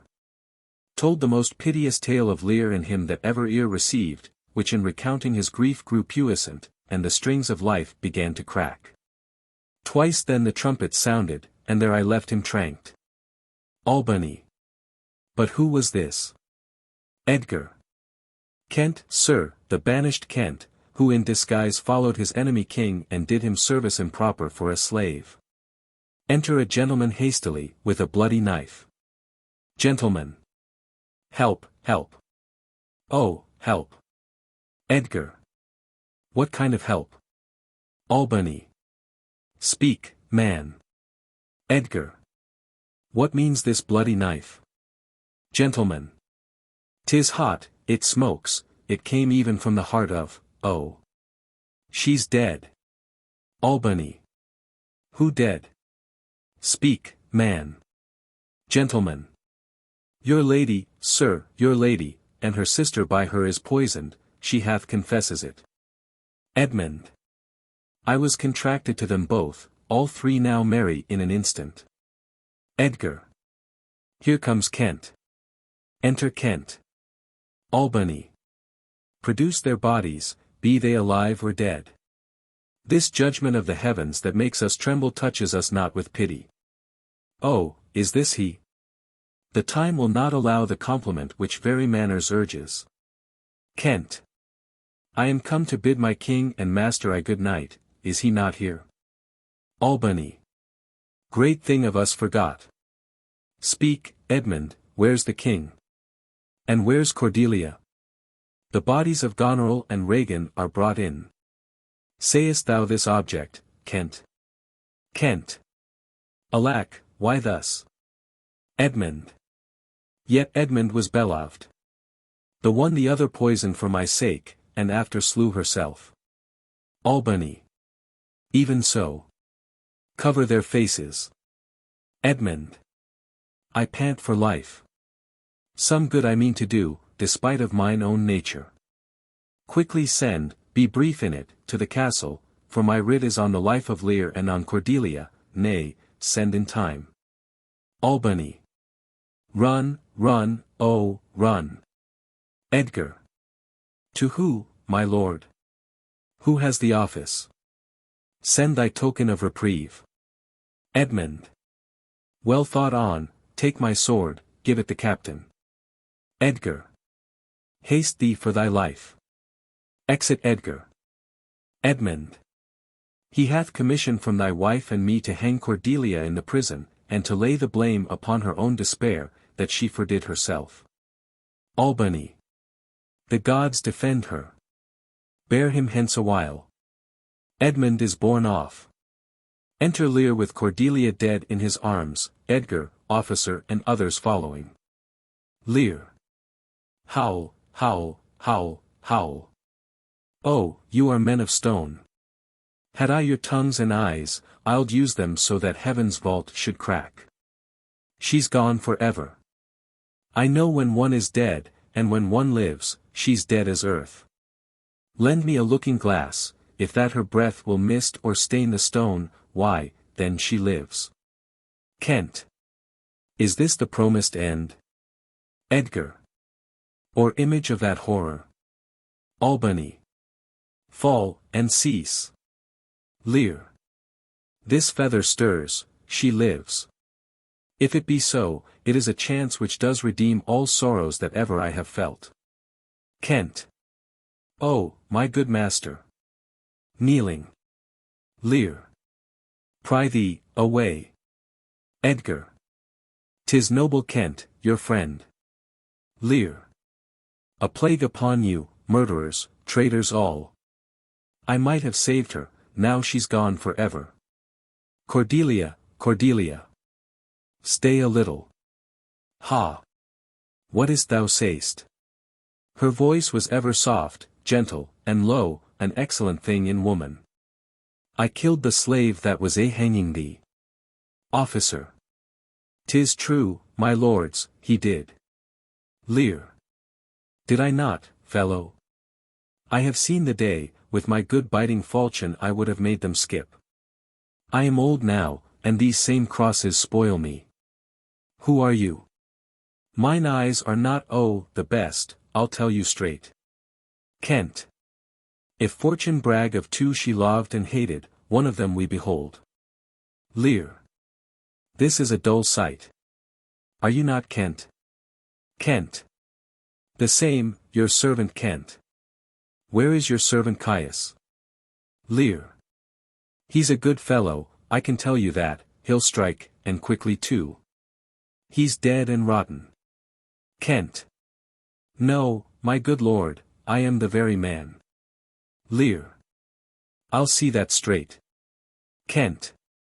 That from your first of difference and decay have followed your sad steps. Lear. You are welcome hither. Kent. Nor no man else. All's cheerless, dark and deadly. Your eldest daughters have fordone themselves, and desperately are dead. Lear. So I think. Albany. He knows not what he says. And vain is it that we present us to him. Edgar. Very bootless. Enter an officer. Officer. Edmund is dead, my lord. Albany. That's but a trifle here. You lords and noble friends, know our intent. What comfort to this great decay may come shall be applied. For us, we will resign, during the life of this old majesty, to him our absolute power, to Edgar and Kent, you to your rights. With boot and such addition as your honors have more than merited. All friends shall taste the wages of their virtue and all foes the cup of their deservings. Oh, see. Lear. And my poor fool is hanged. No life. Why should a dog, a horse, a rat have life, and thou no breath at all? Thou'lt come no more, never. Pray you undo this button. Thank you, sir. Do you see this? Look on her, look, her lips, look there, look there. He dies. Edgar. He faints. My lord, my lord. Kent. Break, heart, I pry thee break. Edgar. Look up, my lord. Kent. Vex not his ghost, oh, let him pass. He hates him that would upon the rack of this rough world stretch him out longer. Edgar. He is gone indeed. Kent. The wonder is, he hath endured so long, he but usurped his life. Albany. Bear them from hence. Our present business is general woe. To Edgar and Kent. Friends of my soul, you twain, rule in this realm and the gored state sustain. Kent. I have a journey, sir, shortly to go, my master calls me, I must not say no. Edgar. The weight of this sad time we must obey. Speak what we feel, not what we ought to say. The oldest hath borne most, we that are young shall never see so much, nor live so long. Exeunt with a dead march.